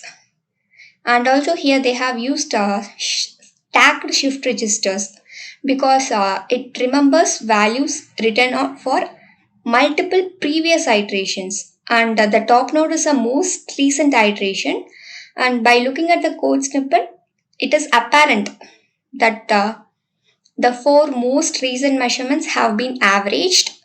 For averaging we are using a divide symbol and the event has been displayed in the indicator. Now let's execute this code in LabVIEW. I'm just opening the LabVIEW. Then from structures, I'm taking a while loop. Then I'm going to take a numeric random number generator.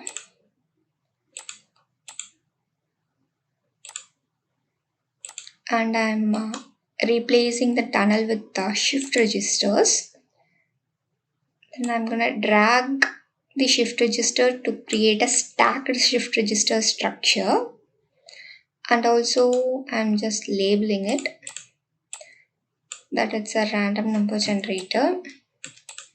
Yeah, and inside the loop also we have a random number generator in it. So I'm placing a random number generator inside the loop and I'm labeling it. Now I'm going to take a compound arithmetic function and dragging it with 4 input values, and I'm going to connect it with the shift registers.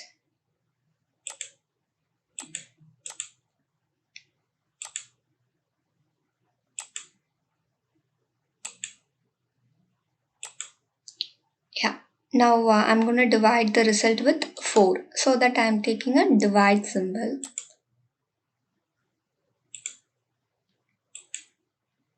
Just connect it with the first node. Now I'm going to create a constant of 4.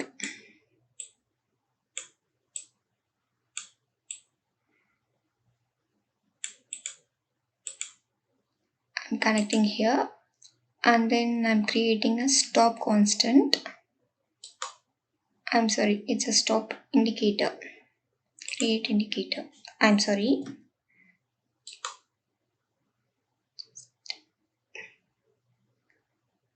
Creating control for it. We need to give values for each shift registers.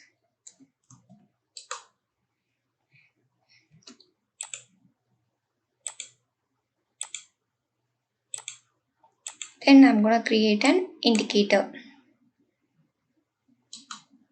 Create indicator. Just I'm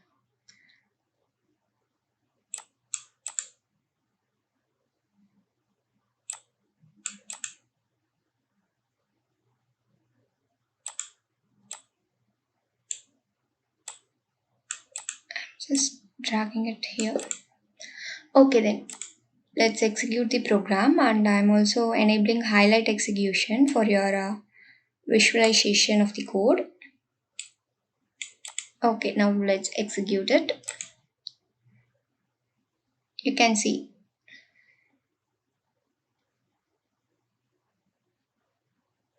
only the last 4 measurements are added, and only for last 4 measurements the average has been calculated here. It's really visible clearly. Now let's stop the loop. Yeah. Okay, then let's move on to our next question. In what instance you would use a probe tool rather than the highlight execution tool? And they have given us 4 options here. That is, the first option is to see the flow of data, and the second one is to see the value of wire in a real time, and the third one is to look into sub-array as the process is running. It's obviously not. And the last option is to slow down the VI and show the data values in wire. It is also obviously not. CNT won't come in the race. Just focus on A or B options. And this question comes under a topic of debugging. And also we will be using the probe tool to develop and also see the data in wire during the execution. But it does not slow down the execution. Just we can see the value in the wire during real time. And also the highlight execution only slows down the execution and displays the flow data. And the single stepping tool allows the developer to look into the sub-arrays. For sub-arrays, we are using a single stepping tool. And to slow down the VI, we'll be using a highlight execution. And also by using highlight execution, we can slow down the VI, and we can also see the value of wires. And only the probe tool allows us to see the value of wire in real time. So our option is B. And also we can execute some program to see the value of wire in real time. I'm just doing a simple quotient reminder program. Yeah, here I'm gonna divide 20 with 5. And in reminder we'll be getting 0. Create an indicator for a reminder.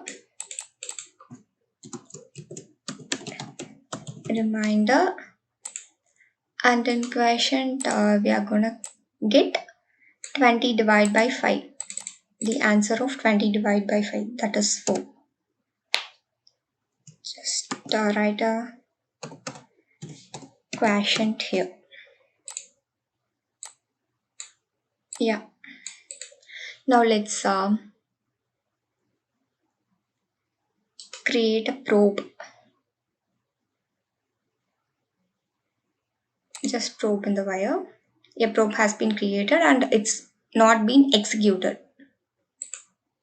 Yeah. Now let's execute the program. And after execution, we can see what the value has been passed through the probe.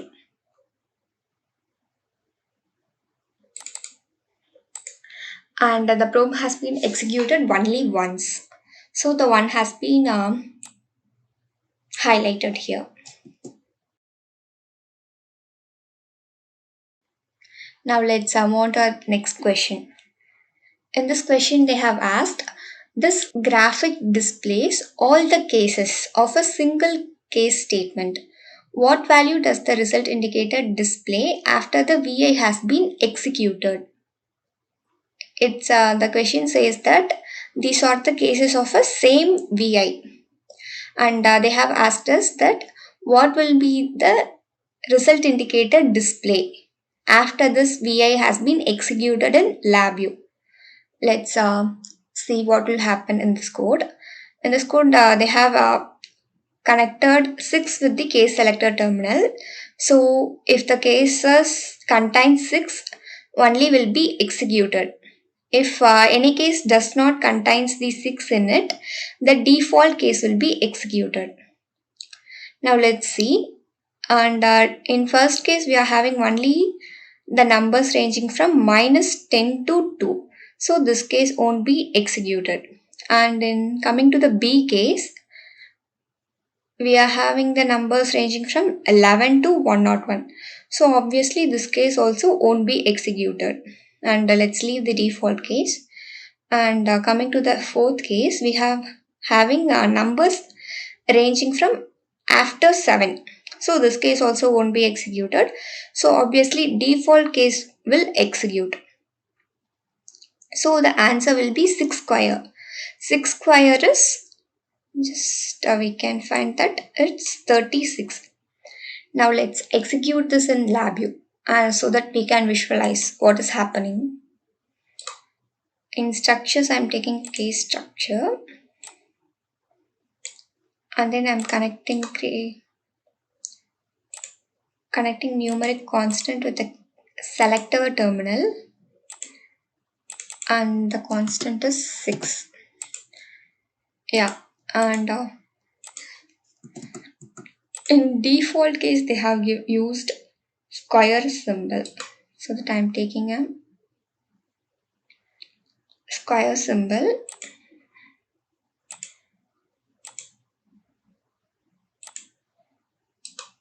Now I'm going to create an indicator. The indicator name is result. Now I'm going to add case after that. Add case after, and in this case I'm going to give numbers ranging from -10 to 2. If the number has been ranging from -10 to 2, increment should perform. So that I'm taking an increment function and placing it inside the loop. I'm just connecting it. Yeah, now I'm going to add another case. This case is for number which ranges from 11 to 101. If the number is ranging from 11 to 101, we should multiply that number with 2. So that I'm taking a multiply symbol and I'm connecting it. And then I'm creating a constant of 2.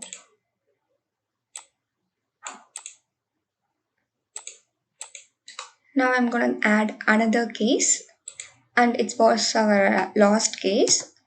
In this case, the number will be ranging from after 7. If the number ranges from after 7, we should execute decrement function inside the loop.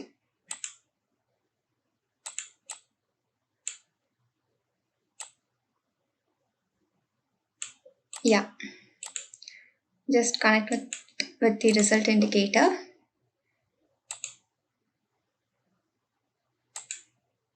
Now we have a broken arrow here because it indicates that selector values are not unique. Okay then. If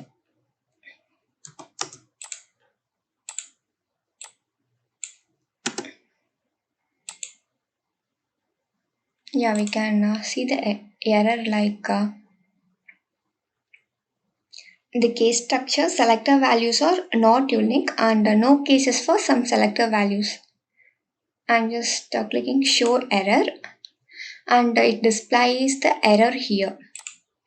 Why? Because the error occurs means it's an imaginary VI.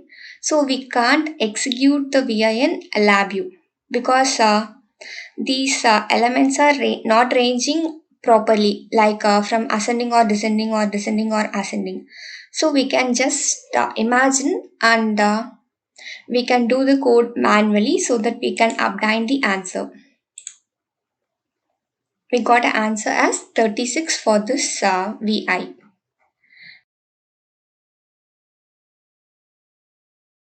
Now let's move on to our next question. And in this question, they have asked that the following breakpoint does which of the following? We have a breakpoint in this simple code, and they have asked us what is the use of the breakpoint and what will do if a breakpoint present inside any VI. Actually, breakpoint is used to pass the VI, which actually pass the execution of the VI. And this question comes under the topic of debugging. And the breakpoint causes the VI to pass execution and wait for the developer to decide to start single stepping or to unpause the function. We can the user have two options, whether to start single stepping or we can unpass the execution. So our option is B. Now let's execute the code. I'm taking a numeric constant, then I'm incrementing it with 1.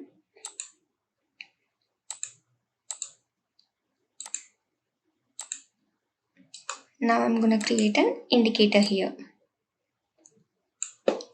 Now I'm going to set a breakpoint in this wire. Just right click on the wire and you'll be having breakpoint, set breakpoint. Yeah, we have created a breakpoint for this simple VI. Now let's execute this. Yeah, the breakpoint causes the VI to pass. Once we can unpass the execution or we can start single stepping. This is our start single stepping wire. Yeah, it completely depends on the user to select unpass button or we can do a single stepping here. Now I'm performing just a single stepping. Yeah, if we perform single stepping, the output will be executed. It's our single stepping button. Now I'm gonna show you how to unpass this VI. Just press this button to unpass so that the VI has been stopped its execution.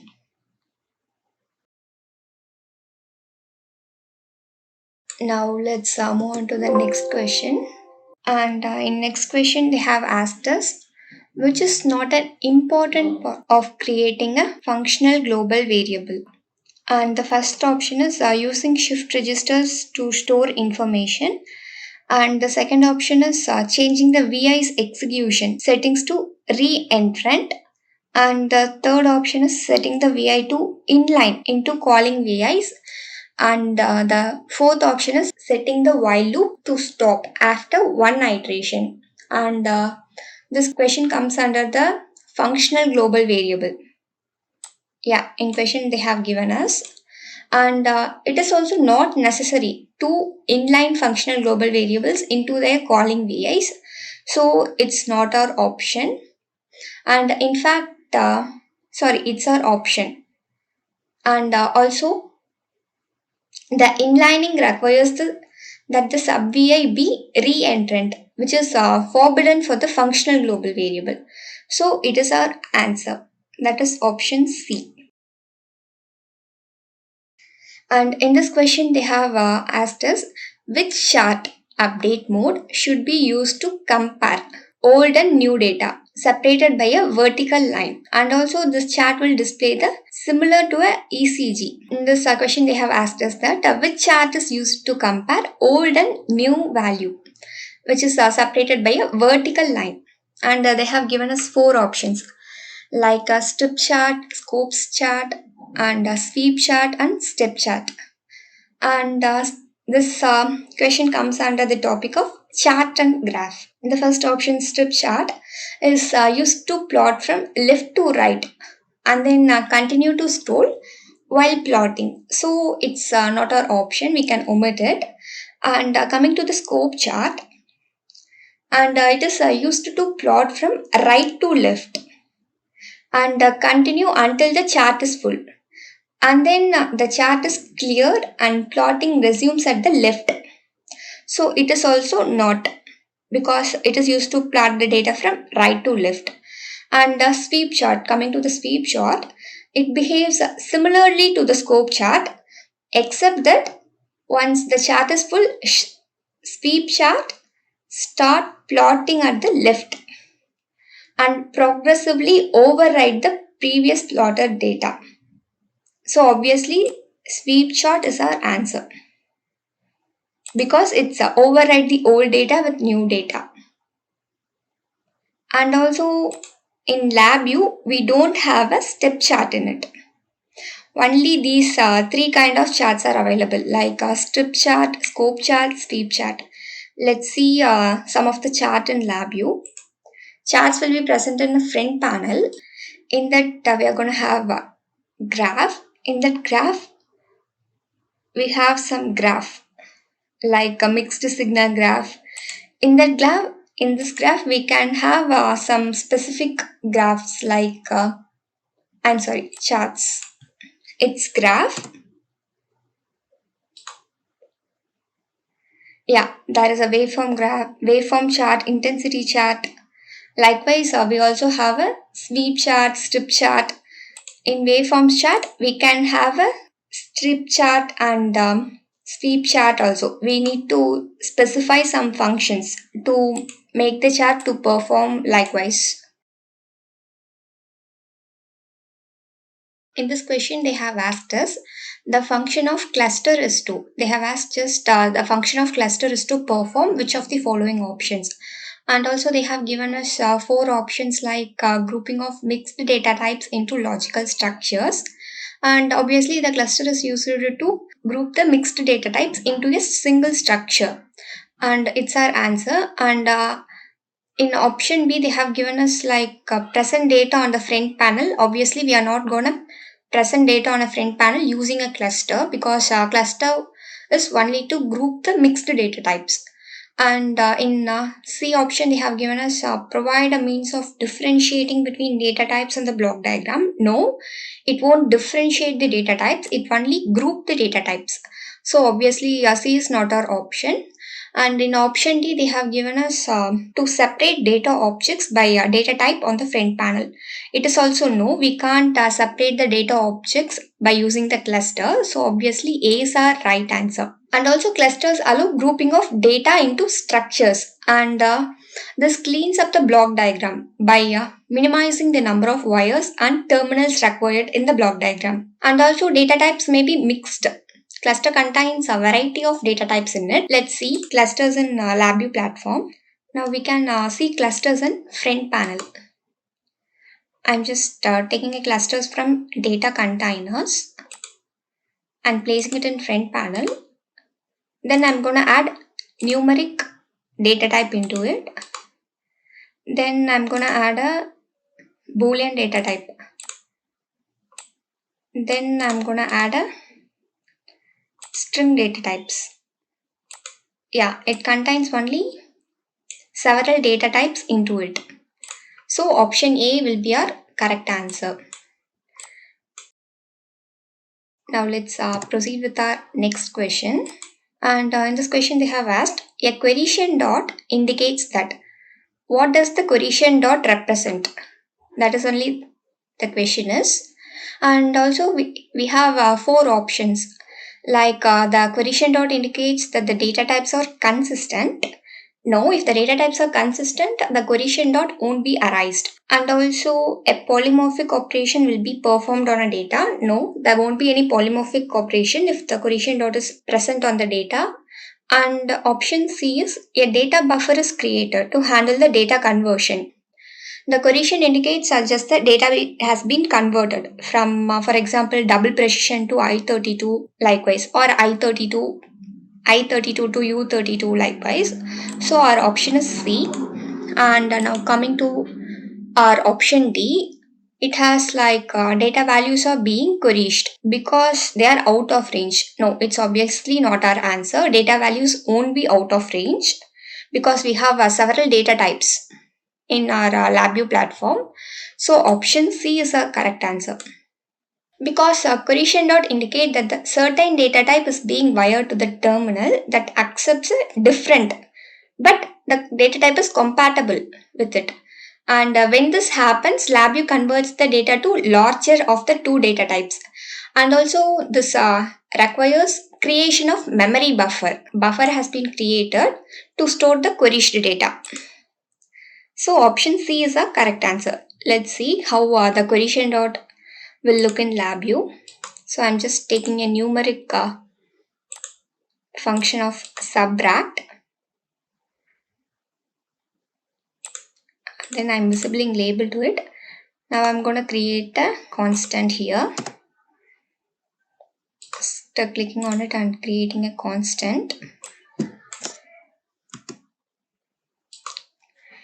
Create control, and also I'm going to create a control for the second terminal. Now I'm going to create an indicator. Here the data types are compatible. That is the data types are same in this function because the data types we have used all is double precision. Now I'm going to change the double precision data type into some I32 so that the querytion dot has been represented. Here you can see some red color dot. It is our querytion dot. Yeah, if the data types are mismatched, the querytion happens.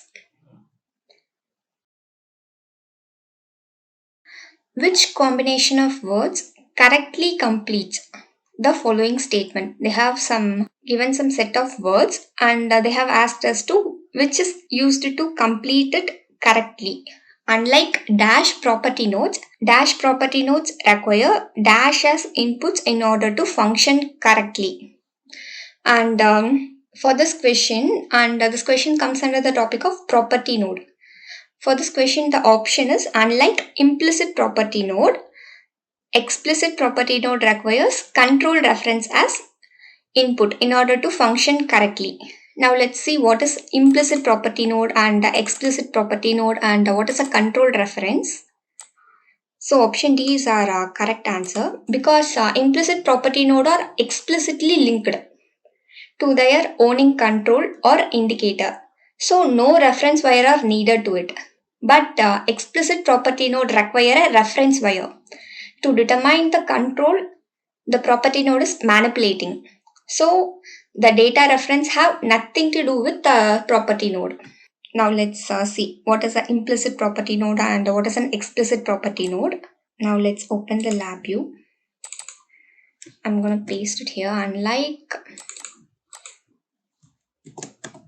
implicit property node, explicit property node requires a control reference.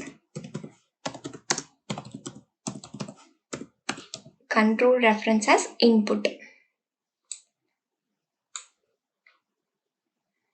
Only the explicit property node needs a control reference as an input to perform the function correctly. Now I'm going to create a numeric control. For this numeric control, I'm going to create a property node. just create property node and just I'm creating a value. I'm gonna change all to right to this property node, and it is our implicit property node because it don't no need any control reference to perform the function correctly. Just it needs some value like 45 I'm giving. If I give 45, the 45 has been executed in the numeric. But the explicit property node requires control reference. They need a control reference. Let's see what is the explicit property node. Just I'm going to create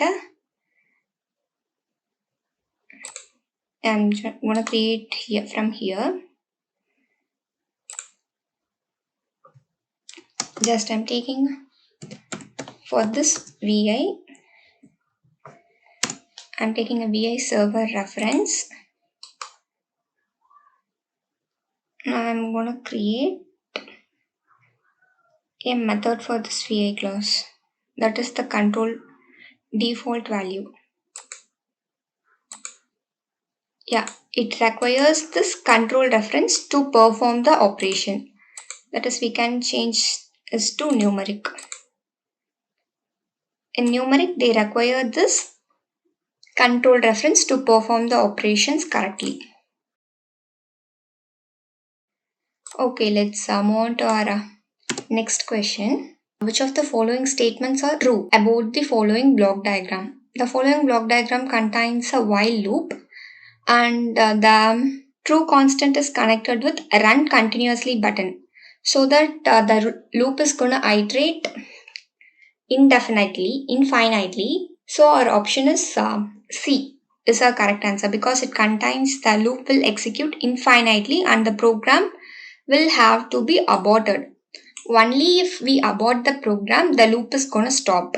So our answer is the loop will execute infinitely. It won't execute once because it is connected with run continuously button with the true constant. So option A is not our answer. Option C is the correct answer. Now let's execute this in LabVIEW. I'm taking while loop and placing inside the block diagram. Then I'm going to take a wait function from timing palette. Then I'm going to create a constant here. Yeah.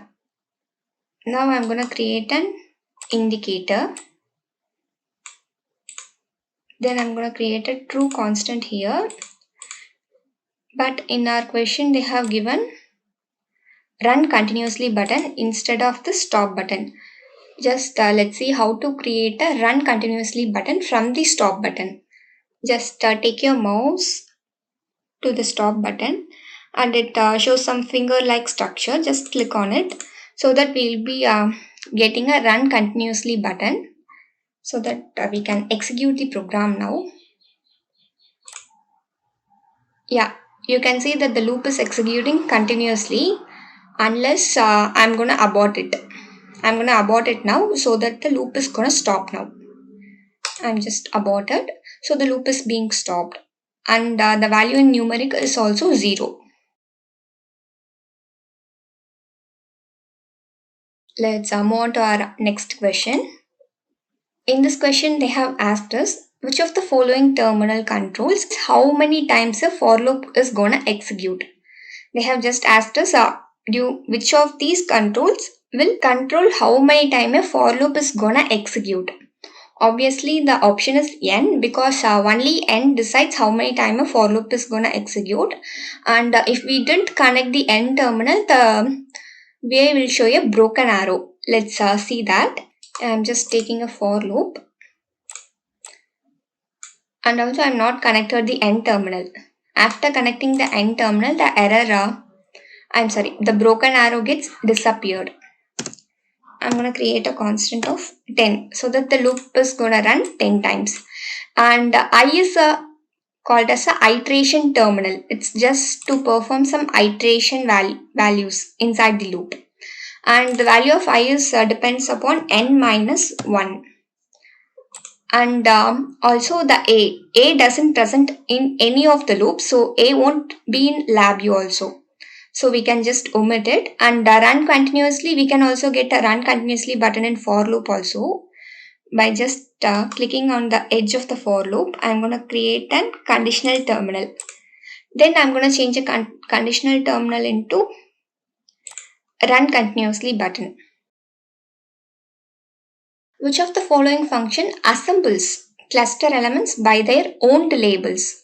They have asked the function which is used to assemble the cluster by naming it with its own label. And our options are unbundle by name, and option B is unbundle, and option C is bundle by name, and option D is bundle. And our answer is option C. Obviously, bundle by name will gives us the element by using it own label. Let's visualize this, and also we can see what is unbundle by name and unbundle and bundle. Okay, then I'm just opening a LabVIEW here. I'm just taking up all the options here. Now I'm going to create a cluster. From data containers, I'm taking a cluster. Then I'm going to place some functions in it like numeric and push button. Only for time convenience, I'm just placing only 2 functions inside the cluster. Yeah. Now we are going to use a unbundle by name in it. From cluster class variant, we can have a unbundle here. Yeah, it's just unbundle by using a data type. Unbundle by name is used to unbundle by using the data types. It won't unbundle by having its own label. So I'm just writing here as data types. Yeah, and in our B option, they have given us unbundle.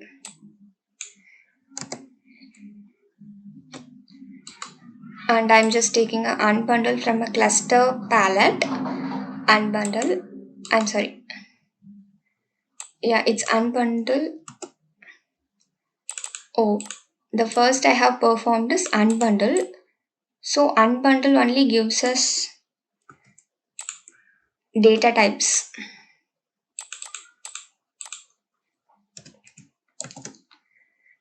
Yeah, now I'm going to take unbundle by name.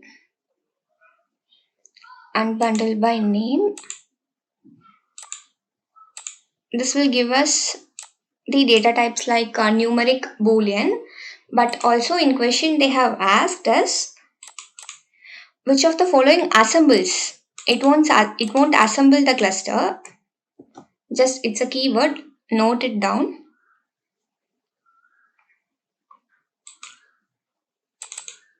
Here we are not assembling the data types. We are only just unbundling it. So obviously it was not our answer. Now I'm gonna show you what is bundle by name. And bundle by name, we can create it by using some references only. So for reference, I'm just creating a control. I'm gonna create a constant for it. By using this constant, we can bundle the data types. From cluster palette, I'm taking a bundle by name in it, and it's our reference. We need to give a reference to it so that we can get a values like numeric and boolean, so that we can assemble this.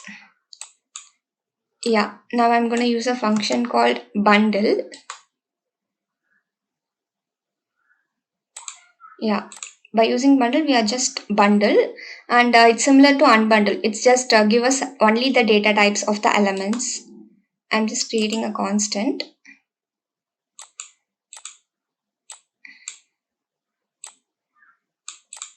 And I'm giving it to the cluster input. So I'm just getting a data types like DBL or true or false likewise. which of the following apply to the property nodes? And also they have mentioned as like it may have multiple answers, and we have 4 options here. And the first option is property nodes allows attributes of the front panel objects to be programmatically manipulated. Yeah, we can programmatically manipulate the attributes of the front panel objects, and it is true. And coming to option B, they have given us like a property node can be used to update the value contained in the front panel object. Yeah, we can also update the value in the front panel object using property node.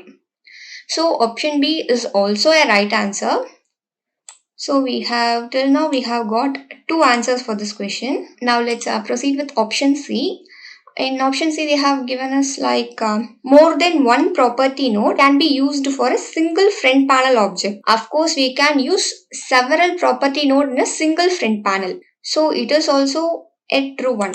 And in option D, they have given us like property nodes contained in a sub-vi will always cause the front panel to load it in memory. Of course, yes. If any sub-vi contains a property node, it will always be loaded in the memory. So it is also true. Now let's see how I have told these all the options are true. I'm not taking because it contains sub-vi. Yeah, now let's just see it.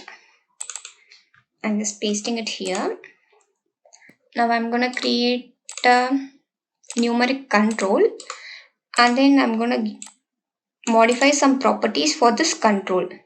First, I'm going to do first option, that is the property node allow attribute of front panel objects to be programmatically manipulated. Now I'm going to programmatically manipulate this numeric control. Just I'm going to right click on it.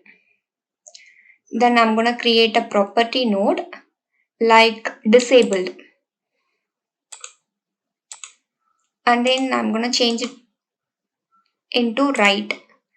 Then I'm going to create a constant so that I'm able to disable this numeric constant as we have seen already in some previous questions. Yeah, and in second option they have given us like property node can be used to update the values contained in front panel object. Yeah, we can also update the values in front panel. Now I'm going to create a value of 90 in this numeric control. Now using property node, I'm going to update this 90 into some other value. Just right click on it, then click on create, then property node, then take value. Now I'm going to update the value 90 into some other value. Like first I'm going to change it to right. Then I'm going to create a constant here. I'm going to change 90 into 900. Yeah, and also they have given us like in C option, more than one property node can be used in single front panel. Yeah, we can use more than one property node in a single front panel. Now I'm just going to create another numeric control in front panel so that I can show you it contains several property node. Then I'm going to create a property node for the numeric control 2. Just I'm going to create a disabled. Then I'm going to change it all to right. Then I'm going to create a constant like just disabled. Now let's run the VI. Yeah, we have disabled it and make it as gray out. We have just only disabled the numeric 2 control so that it's clear that all the options are true. Okay, then let's move on to our next question. Which of the display options are available for string on the front panel? And option A is slash quotes, and option B is password, and option C is hex, and option D is all the above. And in front panel, the string control contains all these types. So obviously the option is option D, all the above. I'm just gonna show all of these. Yeah, now I'm going to take a string control here. Now I'm going to show you a quotes, slash quotes in this. Just right click on it. Here we have a slash quotes display. And then I'm going to create an indicator here. And it is for slash quotes.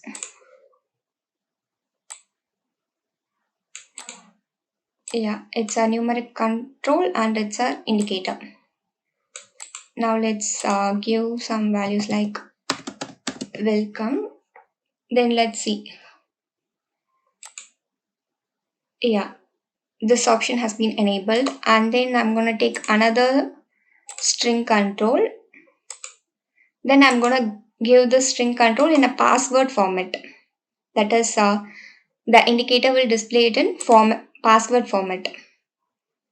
Now I'm going to create an indicator for the string. Create indicator. Yeah, and then it's for our password format. I'm just writing a password here. Yeah, it's a password format. I'm just taking a string indicator 4 and placing it nearby string control 3. Now I'm going to some inputs. These are our password. So the inputs will represent only in just like stars. Yeah. And we can also change it into normal display, means we'll be getting the values, and also if we enable password display we'll be getting only the star values. And then finally I'm gonna show you the hex display. I'm just gonna take a string control, then I'm gonna take a string indicator, and for the string we are giving a hex display, so that if we only the hexadecimal values will be accepted here. That is starting from 0 to F. Yeah. Now let's connect this both. It is our hex display. It contains only the values ranging from 0 to F. We can give here. Yeah, like now let's run the program. Yeah, we have got the output. Okay, then let's move on to our next question. Which of the following is not a traditional debugging feature used to help to find the errors in VI? Which is not a traditional debugging feature, they have asked us. Option A is highlight execution.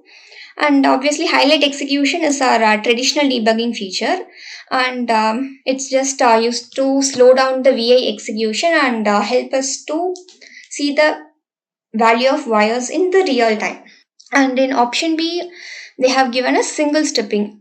It is also a traditional debugging method, and it is used when the user sets some breakpoints in the VI, and the breakpoint causes the VI to stop, and after the user pressing the single stepping, the VI is gonna execute further. And it is also a traditional debugging method. And the option C is breakpoints. Yeah, as I told now, breakpoint is also a traditional debugging method to find out the errors. And option D is stop values, and the LabVIEW does not contains any stop values. So it is obviously not a right answer. So it is the answer for the following question. Now let's see what is the highlight execution and single stepping and breakpoints. I'm just copying it. This is a highlight execution button, as you know. And then I'm gonna create some simple application like add. Just create a control, then you create a control here, constant, no matter whether it is a constant or control. I'm just giving a name for it, value of 30 here. Then I'm gonna give value for constant as 8.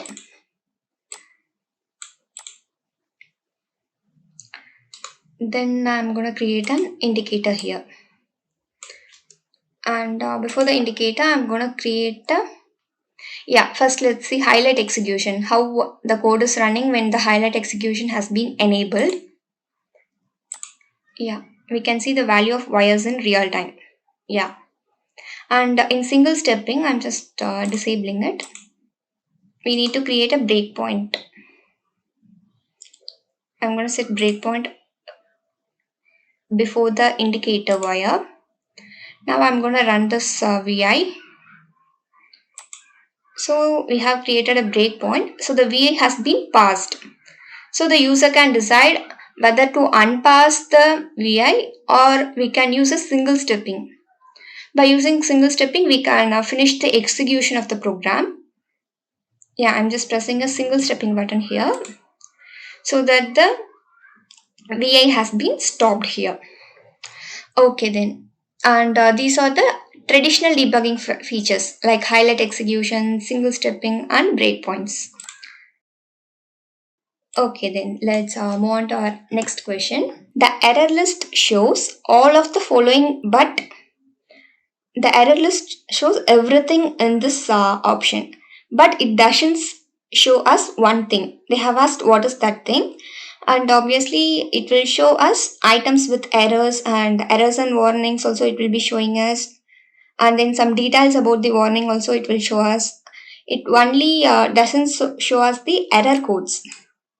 So error codes is our option. So option D is our right answer. Now let's see how it will be showing these items like items with errors and warnings and detail about the warnings. I'm just pasting it here. Now I'm going to take a simple structure of for loop. As we all know, the for loop will run only if the count terminal has been wired with some constant values. Here we didn't connect the count terminal. So it is showing us a broken arrow. I'm just clicking it to get an error list. Yeah, in this error list, it is showing us like item with errors. It is our option A, that is item with errors. And it also shows us the errors and warning. And it has one error and zero warning. And the error is N is not wire. As I already told you, N is not wired and there are no indexing inputs also. Yeah, primarily N should be wired, else we need to provide some indexing input to the for loop to be executed. Both are not wired, so that it shows one error and zero warnings here. And it is also matching with option B. And then the option C is it giving detail about these warnings and errors. They have in details they have given us like your for loop must have a loop count wired to the end terminal or an array input that the auto indexing has been enabled as we told in previous option like errors. Otherwise the loop does not know how many times the loop to iterate. Yeah, now let's close the error list. Now I'm going to just create a constant here so that the error is disappeared here. Okay guys, let's move on to our next question. We have some program here, and the question is what is a value in the result indicator? That is a numeric they have asked. That is a numeric is a result indicator after the VA has been completed its execution. In this VA they have given us a for loop and some mathematical performs inside the loop, and then we have a shift register is enabled here and the loop count is connected with 4, and we have some options here. Okay then, now let's execute the code in LabVIEW, and also before executing we can do the code manually, then we can execute in using LabVIEW. I'm just taking a for loop and then I'm connecting the loop count with 4. Now I'm taking a numeric constant.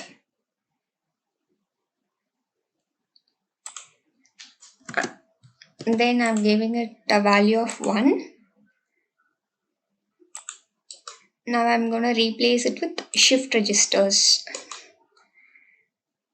Then I'm going to add a multiply symbol inside the loop, because in question they have performed the multiply operation inside the loop. Then I'm going to create a constant of 2. Yeah.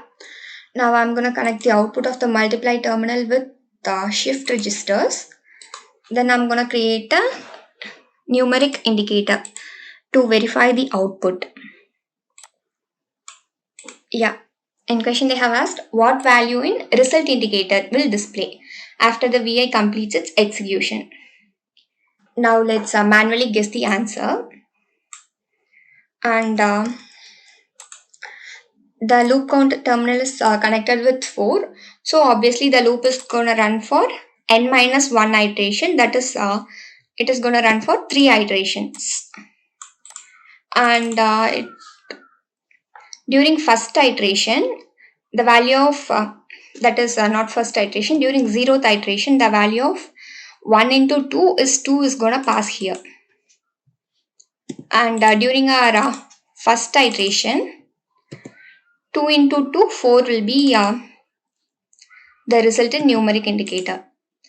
And then during our second iteration, 4 into 2, this 2, that is our answer will be 8 during our second iteration. And during our last iteration, that is our third iteration, 8 will be passing here, and the value will be 8 into 2. That is during third iteration, the value will be 8 into 2, that is 16.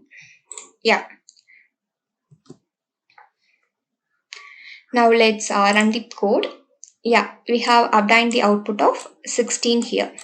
The answer is 16 for this question. Okay, then let's move on to our next question. And in this question, they have asked us what value is displayed in the numeric indicator after the VI has been executed. And the VI contains a for loop in it, and the for loop is connected with true constant. If the true constant is connected with the for loop, means we should always remember if the true constant is used to run the loop only once. Yeah, and inside the loop we have some simple arithmetic functions in it. Okay, then let's execute the code in LabVIEW.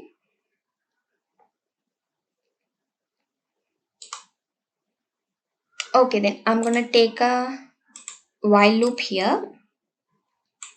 Then I'm gonna take a numeric constant of 2. Just double click on it. Yeah. Then I'm gonna increment it. Yeah, I have incremented it. Then I'm gonna add a function of add inside the loop. Then I'm gonna give input for the second node in addition.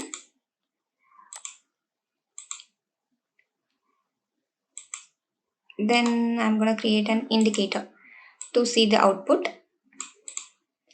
Then I'm gonna create a true constant, and the true constant is used to run the loop only once. Suppose if the false constant is present here, means the loop is gonna run indefinitely. So at that time our option will be D. Just I'm running the code using a false constant here. Yeah, you can see that the loop is executing continuously. Only if the user gets aborted the program will be stopped. Yeah, now the program has been stopped. Now let's just visualize the code. Now I'm going to change it as of the question. In question they have given us true constant, so that the loop will be executing only once. Yeah, and during 0th iteration, that is only one iteration, is going to perform this loop. During 0th iteration, 2 will be passing here, and the 2 gets incremented. So 3 will be passing over here. Then the same 2 is given to the second node of the shift register. Sorry, and terminal using shift register. So here 2 will be passing, and then 3 plus 2 will be 5. So obviously in the indicator we will be getting an output of 5. Now let's run the program, and also I am enabling a highlight execution. You can see 3 plus 2, that is 5. 5 is our answer. For this question the answer is 5. Thank you.